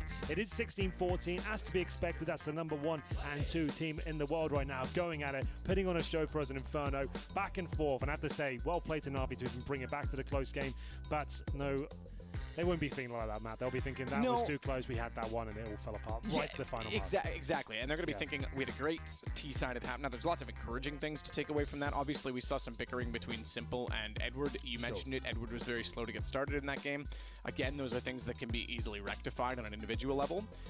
It sucks to lose to Astralis early on, but it's a Swiss system for a reason. You've got the most amount of chances out of all of the systems that we've used to still advance in this tournament. So I wouldn't get too flustered. If you get down 0-2, okay, as Na'Vi, number 2 team in the world, then you get flustered. Well, I think that was good for Na'Vi. It was character building. They started off very slow into it. They won the pistol, but then got completely battered for 5 or 6 rounds. They came back right into the end of the first half, and they did the same thing in the second half as well. If they can get those decent starts and hold on to them, that could be something. But congratulations there to Astralis and Co. The one thing I will say, as again, interestingly enough, Astralis coming in from the challengers and going to the 1-0. If you are in the 0-2, we know how, or sorry, the 0-1, we know how lethal that can be when there's upsets. And that is full of previous Legends teams.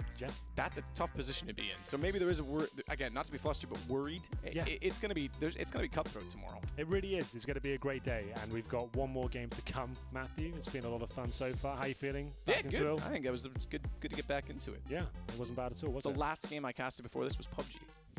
That's true. We've been away for a while, exploring yourself, finding yourself. That seemed fun, but we're not going to talk about that because it's all going to be about Counter-Strike for the next, 15 days or so. We're going to bring you all the action here, live from London, the greatest city in the world, the greatest game in the world, and the greatest man in the world, and the greatest interviewers. And we've got one of them ready right now. It's going to be down to Freya on the show floor. Over to you. Why, thank you, Henry. Yes, I am here with the winning side Astralis, joined by Glaive and Dupree. So, guys, that was one of the most anticipated matchups of the day. Did you feel the pressure coming into it? I felt the pressure a lot, and also because a lot of good teams lost today. So we knew if we were going to lose, we will have a really tough game tomorrow. So, yeah, I'm really happy we won. It was a sick game. Because last time you played Na'Vi, which was actually in Cologne, I believe, you lost to them. Was there an element of wanting to get revenge there? Yeah, definitely. I mean, the game felt very similar, the way they played, the way we played, but this time we just didn't run into their stacks because we prepared a lot for it, so that was really good. So how exactly did you prepare for it? Was it a lot of watching their previous games? Yeah, it was a mixture. We do usually work as we always do, no matter what opponent we play against. I mean, and Lucas made some really good calls, so I mean, I think that was probably the edge that made us win today. Because it was such a back and forth game. I just want to go back to the first half. Why do you think they managed to counter you so well and get so many T rounds? I mean, Inferno is a pretty heavy team map right now, so it's really tough to play CT. You almost can't get banana control, and we tried to do that a lot of rounds, but they denied us almost every round. So yeah, it's tough to play CT on Inferno right now, and that's why they got so many T rounds. So do you feel like they're one of those teams that just have the ability to constantly test you as a side? Well, I mean, like, Navi's a really great team. They have some really good individual players, especially in Simple and Electronic. They can definitely turn games around, like, really fast. They have a really good in-game play in Zeus as well. So they're really a team that's hard to play against because also they keep applying pressure to you. If they know that they can break your economy, they will keep, like, fighting for it. And I think, especially on Inferno, economy is really important. So that's one of their really great assets. Yeah, I just briefly want to talk about Simple. He had an incredible game. How do you counter such a dominant force? Yeah, so Simple is just a great player. We don't do anything specific. We just try to avoid and be aware of everything that can happen during the round, especially when we are at the T side. Don't let him get any picks in the beginning of the rounds. So we try to speak in the beginning of the round where would he maybe come and what do we need to do against it. So yeah, that's it. I just want to talk briefly about those last few rounds. Was there a turning point for you, Dupree, where you realized that you had the momentum to close it out? Not really. I mean, like, I think it was really narrow for both sides, and I think what it really made, like, the edge was Lucas made up some really good calls in the last 2 rounds. We knew that they really liked to do the stacking game, and we just tried to really gamble with their minds, and we could see in the last round they started smoking everywhere, and we were like, they have no idea where we are. So I think that was probably the turning point. When they started smoking everywhere, I was like, we got this round, because they started doubting themselves and they didn't know what to do. So going into tomorrow, you've now got that 1 win under your belt. Does that give you a lot more confidence? It definitely does. I think it was really good to get over this first point. Now we're just going to focus about the next match tomorrow. Well, thank you guys very much, and congratulations again on that amazing win. We're going to head back over to the analyst desk. Expect nothing less than the full 30 rounds when you put number 1 and 2 in the ring against one another at the start of the major. Yes, the Legend stage kicks off, and so do Astralis and Na'Vi. What felt like a back and forth affair, everyone showing their fair share, and Simple absolutely pulling his weight. Some spectacular work from him in the server, and I feel like we got to learn a little bit from Astralis there. They didn't feel like they had that, and I mean, rightfully so. Yeah, that was an amazing match to watch. It had literally everything you wanted to see. Astralis slipping up, making some mistakes early, losing an eco. And then you have Simple and Edward argument, which was kind of crazy, and then they bounced out of that. They come back in that half. How do they keep doing that? I have no idea. That was insane that they bounced back from that. Yeah, I mean, it looked like it was slipping out of Astralis' hands at the end.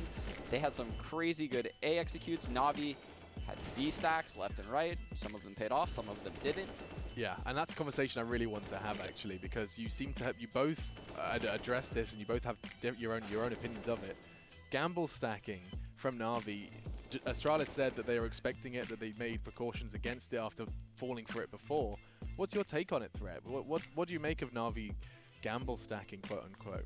I mean, especially on Inferno as CT when the economy is so important, if you lose an early pick, it just makes sense to go for a 4-man stack on one side, because the worst thing that can happen is, well, it's 50-50 if they go your side, then you're probably going to win. If it's otherwise, 50-50. Yeah, exactly. But if they go the other side, you can keep your weapons, and that's very key. Otherwise, usually you split up 2-2 or 3-1. You go for a few picks, and usually you only survive 1 or 2 people. So I think it's a very intelligent play, and I also want to highlight Astralis' way of handling the economy. They actually made a 4-man save as T, which is very rare. Yeah. Yeah, because I'm so glad you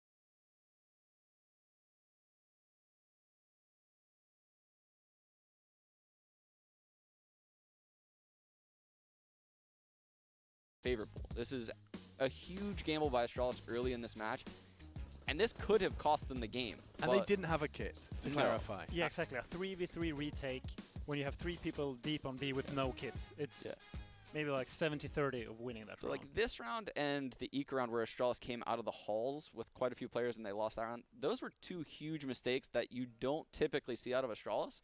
So when those 2 things happened, I was like, okay, Navi's, this is actually so doable at this point for Na'Vi. They don't normally get these kind of mistakes. No, indeed. Of course, you know, let's not forget that the stats did come up, and I mean, you had an uncharacteristic performance from Edward with 6 frags, and so there is just, on both sides, there are things that will be tidied up, of course, coming into tomorrow. We're nearly there. Just one more game for today, for our first day of the Legends stage, and it's Cloud9 versus Vega Squadron. Breathe in those results for a moment, though. I just want you to understand, the challengers came to fight today, Sean. Yes. Just one Legend team. One Legend team has managed to keep up the... Our very first game, actually, and they had to do it in overtime. Yeah, it has been quite the tale so far, and it shows just how close Counter-Strike is at the moment from being the greatest, and indeed from falling just by Nat's wing. We're going to be talking more about the next game, though. Vega versus Cloud9 coming up after the break. First, a reminder, epics.gg. If you're interested in checking it out, you can do so on your phone or on the website, and you can go ahead and compare and contrast and trade and all of that good stuff. Your favorite CSGO stars, that's epics.gg. Right, we take a break, and we'll be finding out if Vega Squadron can continue their run. I'm no longer calling them surprise, because they made it all the way to the Legends stage, and the CIS minor team are going to test their might versus major champions Cloud9.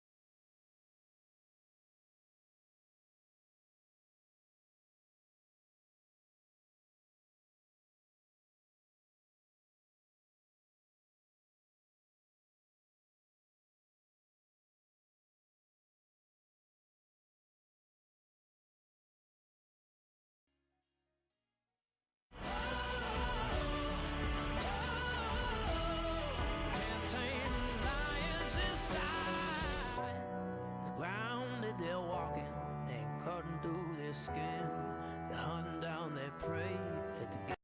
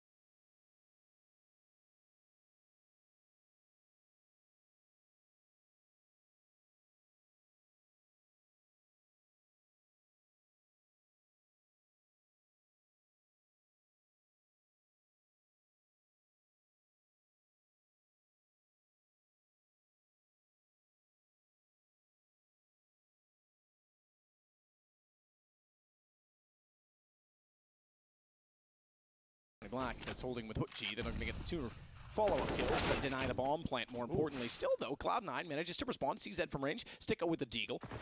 Can't quite get to that bomb inside of the site, though, because Crush is holding on and Sticko goes down. Well, Golden was looking like he could do some serious damage here in the 2 versus 2. His position was decent, but then his teammate goes down, and now he's left in a bit of a compromised spot here. Jumps up towards CPL. CZ, no armor, no nades. And he will find an AK-47. That's not bad. He still has 45 seconds on the clock here. As he jumps in towards Kitchen, he'll make his way towards CT spawn. Now things become a little bit uncomfortable for Vega. He still has plenty of time to cause some damage here as he inspects the CT spawn area. Wants to see if any mistakes are made. He knows they need information. Just like that, he does significant damage, not enough to find the kill. If he brings that down to a 1v1, he certainly had a chance to try and win it, but not the case. And Cloud9, like we said, the current major champions, Matt, are now down 4-0 against Vega Squadron, a team we only really speak about in the majors. I don't think we've ever cast them outside of these events. It's kind of strange to think of it like that, but there we go. They'll have a firm upper hand once again. No All for Skidoodle just yet, still can't afford it. 4-0 down, but still very early days. Round number 5, and this point, Vega might want to change things up, go aggressive perhaps. They are sending 3 players towards B at the start. Chopper holding towards that connector, and it will be JR indeed. Moving the AWP around at least towards the B apartments this time. Some catwalk push for Crush.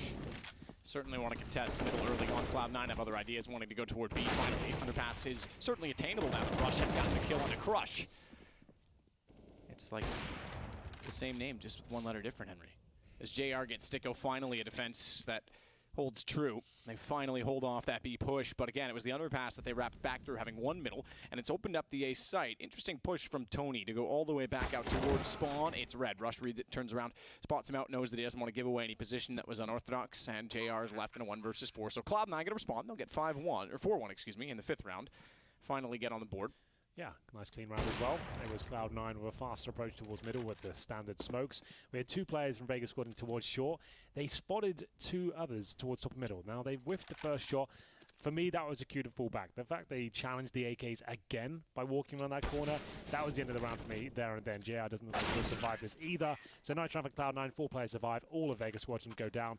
They have enough for 1 more buy, but they're still on the ropes here. Cloud9 certainly could bully them going forward, but for now there should be enough at least for the AWPs, maybe a couple of compromises with SMGs, but overall good stuff from Russian Code as they completely run over the A side. 4-1, big round in both teams' corner of the server, as we'll see Skidoodle with the AWP. The first time, pretty much the best spawn he could hope for if he wants to challenge towards middle or B. It looks like he'll be going for the latter, as he'll try and beat the CT AWPer, presumably who could be on the other side.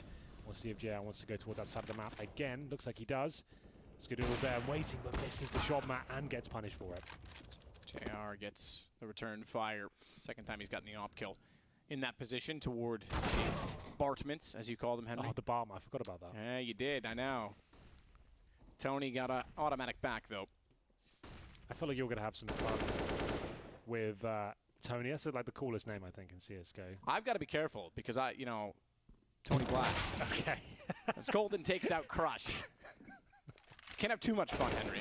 That's true. That's a huge kill. Bomb now down towards spawn. Chopper wraps in behind them, and he can at least get information on it. He knows that he pushed through A, so it's unlikely that anyone's behind, but no one was covering connectors, so he doesn't want to bet on that and give away the position. Instead, they'll just sort of push around it, contain them, if you will, as Rush and Golden have to go back and spend a good amount of time just getting the bomb. Well, they got the Molotov at least to pick it up. That will be clean, just to get it in their hands at this point, and the CTs are falling back and allowing them to have it somewhat, but still a 3 versus 2. But that not necessarily favors the CTs. If Rush and Golden go towards the B side, for example, there's a good chance only 1 CT's waiting for them. If they can overrun him and get that first kill, all of a sudden, all bets are off, and they can actually win the round. So it all comes down to the first kill, really. They get a clean kill in towards the bomb site. There really is a chance for them here, even though it's a 3 versus 2. Problem is, Tony Black waiting in the kitchen, and JR with AWP watching this, and probably can hear them coming now. Presumably gets at least 1, misses the shot, and this is where things become a little bit more interesting. Tony Black, though, holds strong. That should be the round, if I'm honest. Golden probably gets this kill, but does he get anything more? Of course he does not. There it is. Chopper will take him down. That's a harsh reset. But remember, Cloud9 did keep 4 players alive, and they're on the T side. So there might be a couple of players that are feeding the burn, but I think they can still get a buy together here. 5-1 as the buys come through. Galil's 3 AKs so far. Skadoodle yet to buy as well, 2,500. He'll stay on a pistol armor and get some nades as well. So a couple of compromises, but overall pretty good. Certainly workable. I'd like to see a set piece, presumably, from this sort of round, and it will be. This is what we call the flash attack. Well, that's what I've been calling it for about a year now. 3 players here, flash over as much as you can, and get out as quickly as you possibly can. Oh, I take it back. Tony's only able to get 1 when it looked like he could line up for more than that. It may cost them. I say it, they've still got a hefty advantage. 1 man, but make it 2. JR swings back out, Golden goes down, and more importantly, it's the bomb that leave trouble for Cloud9 as they want desperately to try and get it back and get the plant in position. Automatic. 1 versus 4. Exactly where he is. He's low HP, and they'll converge on his position. Cloud9 off to a very, very slow start, and not even getting bomb plants to complement it. I think, what, 1 so far, and that was in the pistol round? Yeah, absolutely. That was exactly where it was. So, Matthew, that was the full investment there from Cloud9. Remember, you have to take a pinch of salt. Current major champions with 2 players, Agona, Stewie, and Tarek, now in MIBR. But 3 of these guys were part of that epic victory. It's Rush, Automatic, and indeed Skadoodle. And we'll see whether this full eco will get them a bomb plant. They haven't spent a single dollar here. And they'll go towards B. You can use this more like timeouts, if anything. If you want to be really annoying and you have the patience to do it, you can just hold up for a while and bleed out any sort of utility the CTs have. I think that's actually an underrated concept. If you have got a full eco, you might as well make the most of it. Every grenade the CTs throw, $300, 600 in the Incendiary's case. And if you can just get them out of their hands, every dollar counts in CS. So it might be boring, and you might just want to get the round over with. But if you can waste some time, make them use all their grenades. Definitely worth it if you can't do anything else.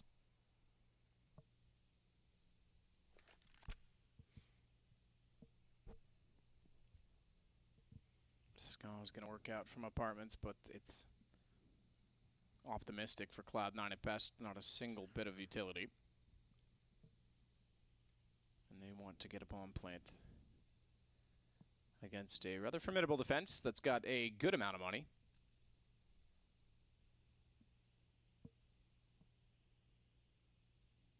So Skadoodle and Golden just biding time, 40 seconds. No one really doing much on either side. Vega's comfortable with their positions, having 1 toward the top of middle.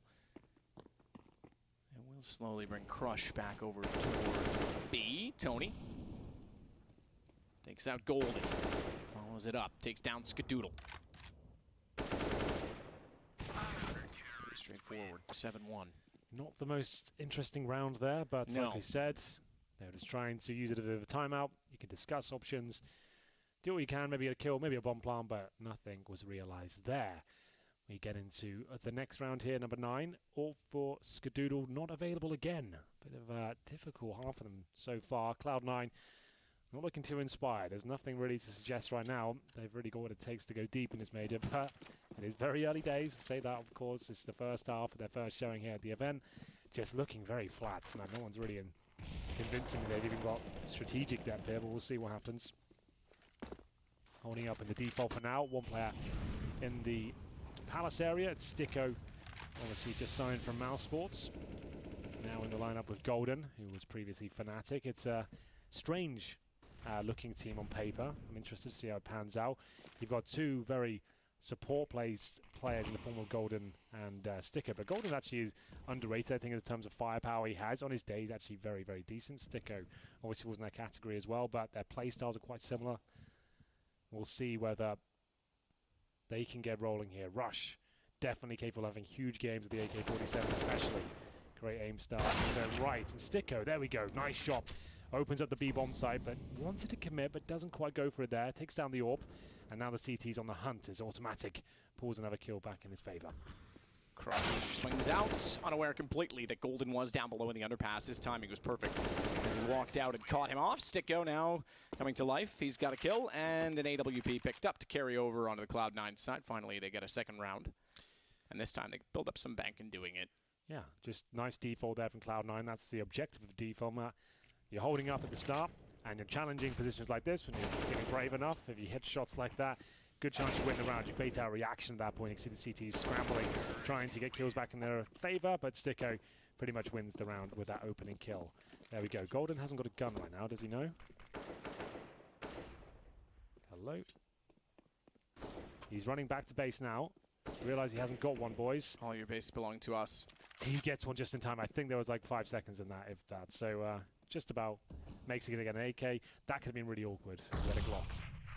But he gets it, so it's all fine. 1 minute 30 as they leave the bomb inside A for now. Golden, like we said, the defaults. Objective here, try and sniff out the close proximity areas, and at that point, try and work a pick.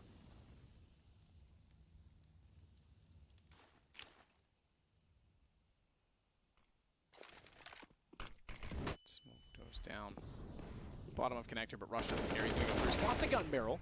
Fired into it early, almost a pre-fire, but didn't commit to walking around the corner. Chopper does walk into it a little bit. So got away with it, Rush, because that could have been awkward if he actually gone to the corner and then was ready for the push through. Tony still holding off towards CT stairs. It's JR that has good vision through connector. Is he going to spot this bomb going down? Certainly will spot it, but it's a little bit too late, and somehow it's only a leg shot. So Golden will get away. Bomb planted for Cloud9. 7-3 looking likely, given that it's just 2 players remaining from Vega, and they are already electing to save weapons. As money has gone away from them and continues to do so. He'll get Sticko, at least JR, to keep that up in his hands. Well, that's looking much better from Cloud9, I have to say. I mentioned their strategies looked like they're a little bit rusty, but that was actually quite efficient in terms of their approach towards the A side there. Decent smokes being deployed, nice timings, and actually grinding out kills. There's Sticko with another frag to his name. He currently sits on 6 and 9, and at the top it's going to be Rush with 7 and 8. Skadoodle 2 and 7. Remember though, Skadoodle hasn't really had the AWP at all. Now finally gets it in his hands. Money's starting to stabilize for Cloud9. They haven't done just yet, as Vega Squadron will call their first timeouts. Just to know, JR 11 kills, 2 downs. So there we go. He still has the AWP in his hand. The rest of the team, they're not looking too healthy. They have a firm lead here. They don't have to force buy, but the fact they have an M4, the AWP, suggests to me that they will be certainly purchasing it. As you can see, we've got this lovely graphic here that shows you every bit of information you need to know, including the round loss bonus there. As you can see, $1,900 going towards Vega Squadron in this particular round. So that's beautifully demonstrated up to a maximum of 5 for $3,400. And you can see that average player money at the start of the round as well. Not looking too good for the Vega Squadron boys. Remember, they did save that AWP and M4, so it's deciding right now how they're going to operate going forward. A CZ has been purchased. That's by Hutji, but they're not force buying. I can confirm that. No armor has been purchased on 2 of the E-code players. They've just got upgraded pistols here as we get into the next round. 7-3, Cloud9 getting back into it. This one should be theirs as well.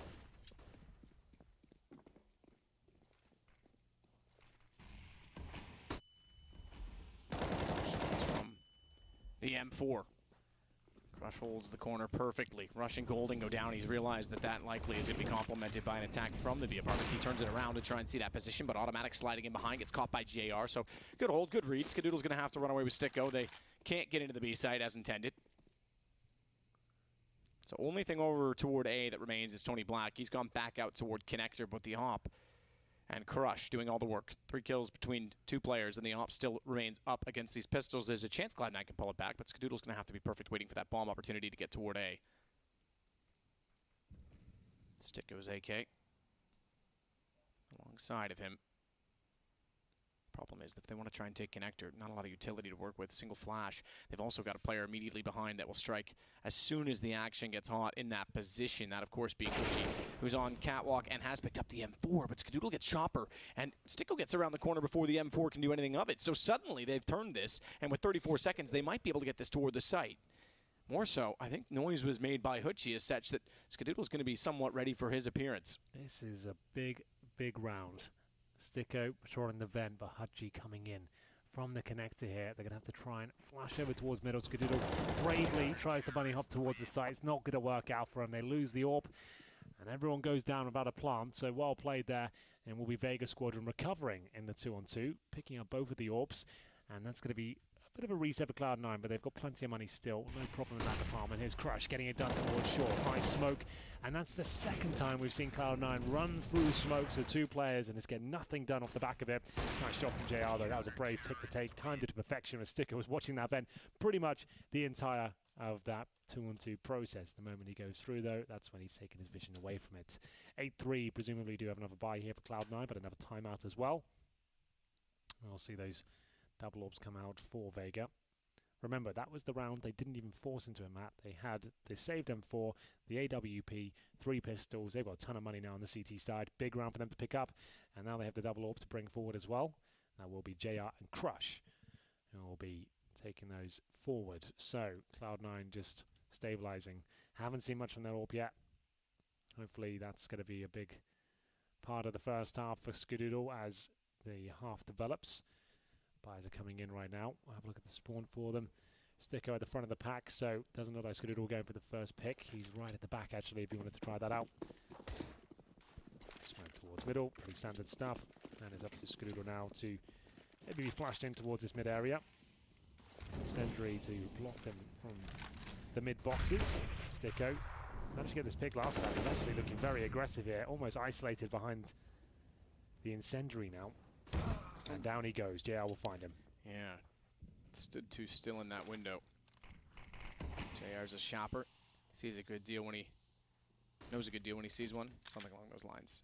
Which is going to pick up the AK, but Automatic was certainly ready for him to appear. Crush still, though, on the second AWP, has managed to turn his position from Catwalk once again into a formidable defense on B.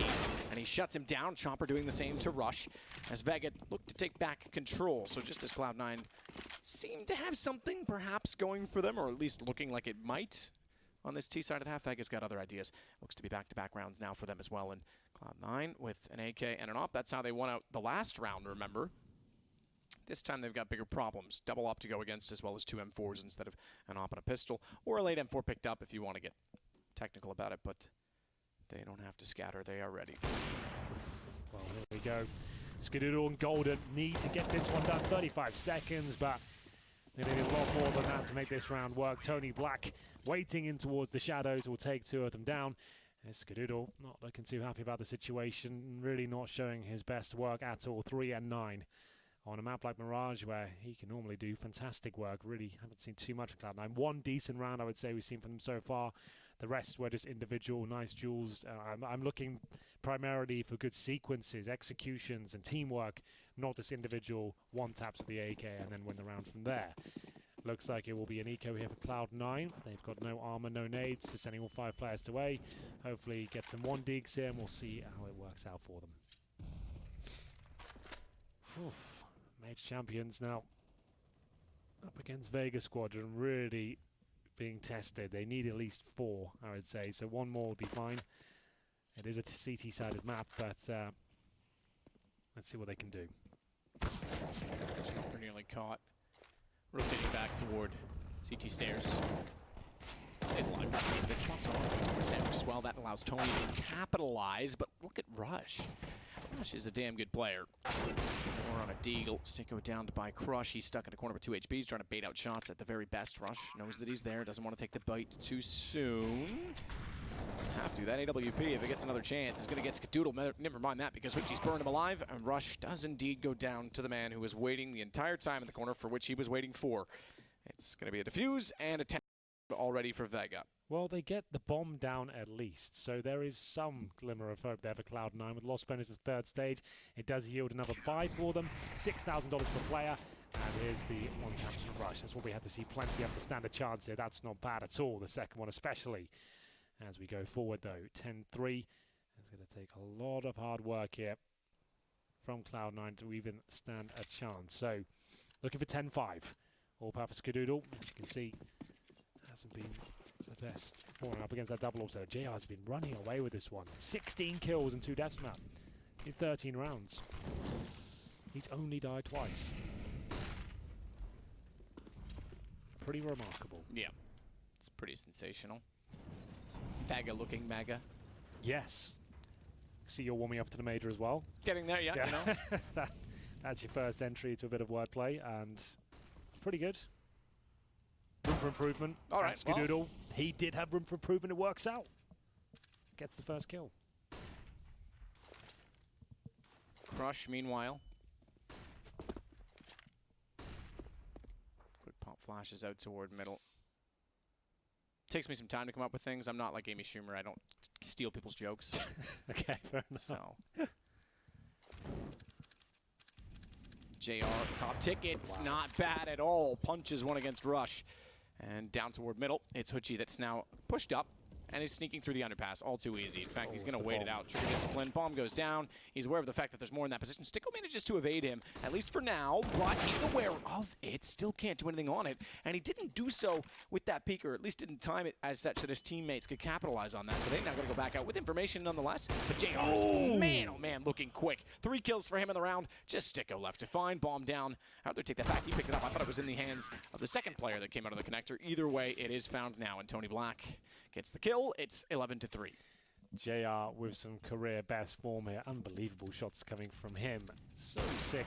Like you said before, we only get to see these guys at the major. It's weird to think they're definitely a team capable of doing fantastic things, and why we don't see them at more events still baffles me. But overall, JR there carrying the team in the previous round after losing a few picks. Looked like it was going to fall apart, but it's 11-3 in their favor now. Final round coming in, ladies and gentlemen. Galil's and a scout as automatic makes his way towards a ramp. Molotov'd out, so he can't really push any further. He has got Golden beside him. We'll see whether Cloud9 can piece this all together. Normally these sort of rounds somehow do work out. The ones you think never will is where it all comes together for them.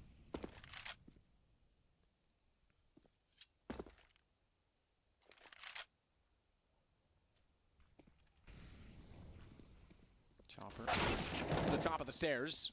Times that well because he's lost his teammate JR, who you just said is on career best form, but he's able to trade it immediately. More so, they know that they're outside of the A main position toward checkers, and a nade goes in. Sticko's on 14 HP, and they'll start to get a little more aggressive as Crush sneaks out. So too does Tony. They find kills. Cadoodle's got 2 back, but bomb goes down, and it's just Sticko remaining with that 14. Does get the shot of the scout, but he's going to be desperate to find Hutchie. It's a 1-on-1, mind you. 43 HP, and it's a scout. Give it a chance, Henry. Yeah, definitely give it a chance. 1 versus 1. If he had like 20 seconds, I'd say no way. But the fact he has 50, it all comes down to his decision-making ability now. Where does he go with this one? Can he work out where the CT is? The bomb, obviously on the A site, and he makes his way around for the long con here. 35 seconds, and every position he has to check, every nook and cranny is wasting time. So it looks like Hutchie has worked out that Sticko will not be coming from the A side, at least. He'll be coming from middle and towards that window area. And now, with the positioning of Hutchie on Tetris, I'd say it's perfect. And the fact Sticko has to make some noise now, picks up the AWP, really not an ideal weapon. Considering the circumstance, he will be punished, and it is going to be 12-3. What a half from Vega. Fantastic stuff there. I had them as my favorite going into this one, but I didn't think it'd be like this. Yeah, neither did I. Listen, I'm not going to talk about the decisions that I've made. But, yeah, Cloud9 needing to pick up their socks, no question about that. You are right. They were not in the discussion as a favorite for this event, but they've had time to shape up with these new players. Golden has won a championship before. Obviously, 3 players retaining the core of Cloud9 are previous major winners at the most recent major. And then, of course, you bring in Sticko, who had a great run of success with Mouse Sports, also winning championships on that team. There's still a lot of promise here. They just haven't got it to work yet.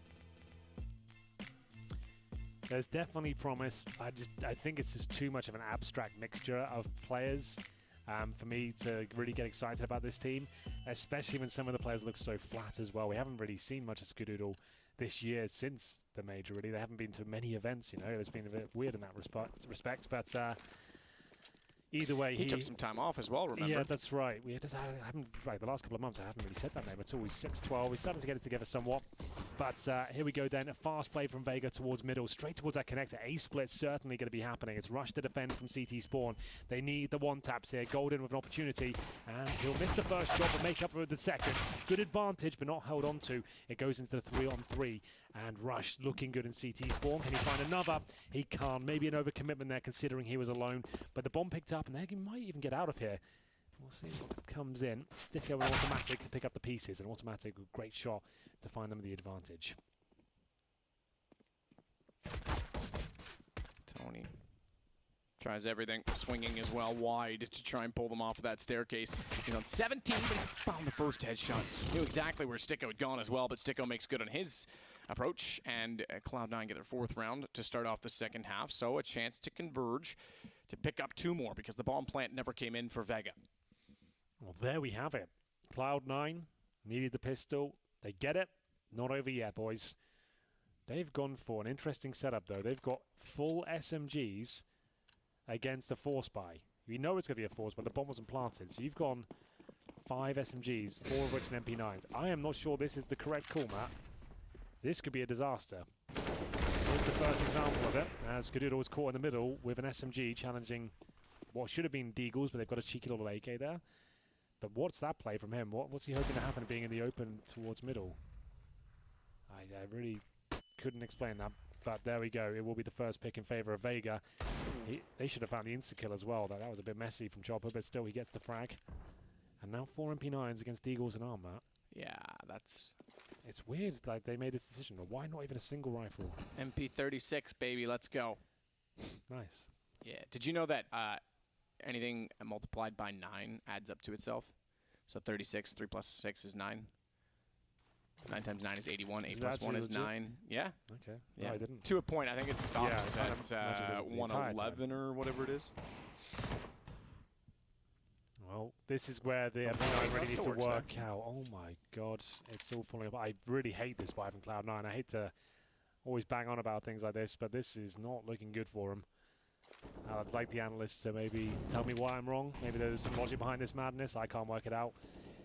Maybe one for them to look at. Automatic though. Might get the first kill, but Punchy, oof. Caught by the angle. 30 seconds, still a chance here for Cloud9. That was a big kill from Automatic.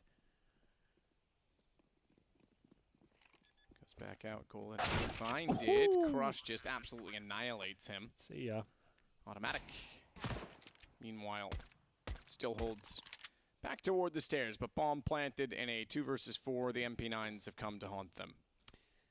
Goodness gracious me. They're on MP18 now. Did you know that when you add up the answers and something that's multiplied by 9 equals 9, Henry? Yeah, no, JR. Yes, sorry, continue. No, that's fine. I just that was it. Sure that, yeah. Oh, there it is. That's so massive for Vegas. So, Matt, I showed my concern going into this round, the fact they didn't have a single rifle, and I'm glad it worked out in that particular fashion just because that buy didn't really make any sense. You want to have 2 rifles at least, I would say. Then you can have the SMGs and the utility players. It's a long-range map. You're up against Deagles.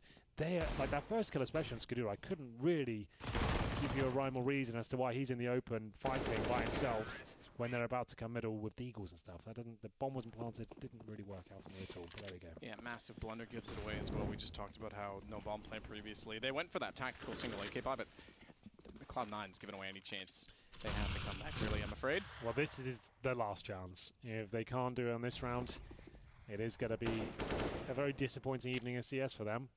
9 o'clock here in London, UK. Cloud9 really want to see this one go a little bit later, and we'll see whether they can do it right now. It will be Deagles, CZs, and JR looking to challenge Sticko here. Flashbang attempt. I think Sticko gets this kill. Yep, no problem at all. Nice timing, good push. Only gets an SMG for it, but that's okay. It's better than. Hey, that's what they wanted last round. Yes, true. Well, it's a kill nonetheless. It starts it off for C9 in their favor. Hoochie waiting for the flames to extinguish. Will start to work out connector and take over potentially some territory toward window in the A site. In doing so, it would actually give them access to planting the bomb because Rush has gone so far forward in the palace. So Skadoodle's got to be careful. He's gone already. Rush now realizes it. He'll try and take a position so as to catch them off as they check the angles, check A main, and try and go for the bomb plant. CZ75 in hand. He's thinking about it as he hears the plant coming in. Takes down Hoochie. Has to reload, though, because it's a CZ. That takes some time. So no denial of the plant. No denying the bomb going down. Automatic. I hate when players go through that vent in a post plant. It just drives me insane because, sure, okay, there's times when it works, but you just never know what's on the other side. And you're so limited, as was the case there. Well, there it is. Golden, we're looking to save nothing now, as he will be dropped 14-4. They have to force by now. You cannot allow a team to go 15-4 up. You're going to have to force by and go for it, I'm afraid. Not ideal, certainly. Got $2,000 per player. That means CZ armor and basic utility. I think this is one of the games they'll just have to forget because this has just been nothing from Cloud9. I don't feel excited about the prospect. I hope it's just a bad day. But right now, this is just looking very bleak indeed. Vega Squadron, more positive note, looking great. So JR especially really has run away with this game. 21 kills. Everyone's actually fragging pretty decently on their side, but Cloud9 haven't really brought anything new to the table. Like we said, they didn't attend the recent big events. So they've had time to really develop their core, get some new stuff down. We've got Golden, this exciting new in-game leader. Like you said, it has won trophies. It's going to take time, I'm aware of that, but this so far is not a good sign. Yeah, and if practice is the issue, I mean, you said it, there are certain teams that needed to do different things and have different mentalities during the player break. This is a team that should have been working very, very hard in that space. I know some tweets were made about them going to boot camp, etc. Sticko was late getting there for health reasons, so they definitely had it. I just don't know how much time actually went into that. So Hutji takes down Sticko, Skadoodle takes out Chopper, but your right round is done because they're in the B site, no one else is there. And, okay, automatic. Does get the shot at the window. Yeah, Hutji did not need to be part of that battle whatsoever. They had the bomb going down, it was covered. Now there's a fighting chance. Cloud9 have to go for this, I'm afraid. However bleak it looks, and as soon as the Molotov gets deployed by JR, it's going to really limit them further. Fumbling the boost slightly. Golden goes up though, and he actually gets the dink. So this could actually get a little bit interesting though. JR going to town as he has been all game. That really should be it now. It's just going to be automatic with his second kill of the round. 15-4. They have to force buy again. And it will take 11 rounds in a row now just for overtime. So there we go. Cloud9 really in the proverbial bin at this point. That can't be right.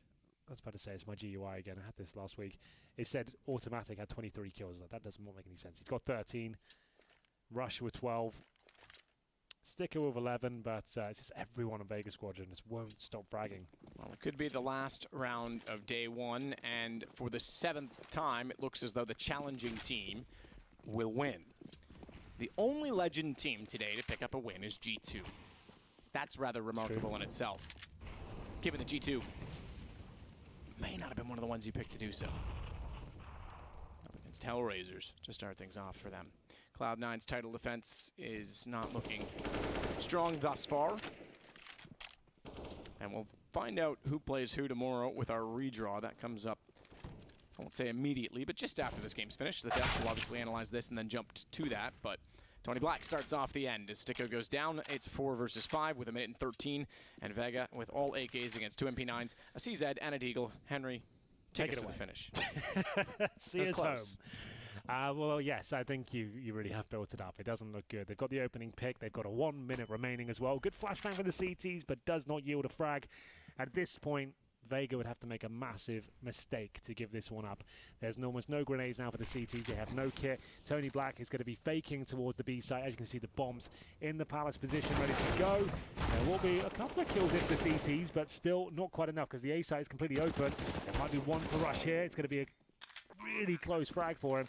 Bombs down towards A. They have not got a kit, but they have got the man advantage. Can they convert this? I said take us to the finish. Yeah, it's going to take a while. I knew it was going to happen when I said that.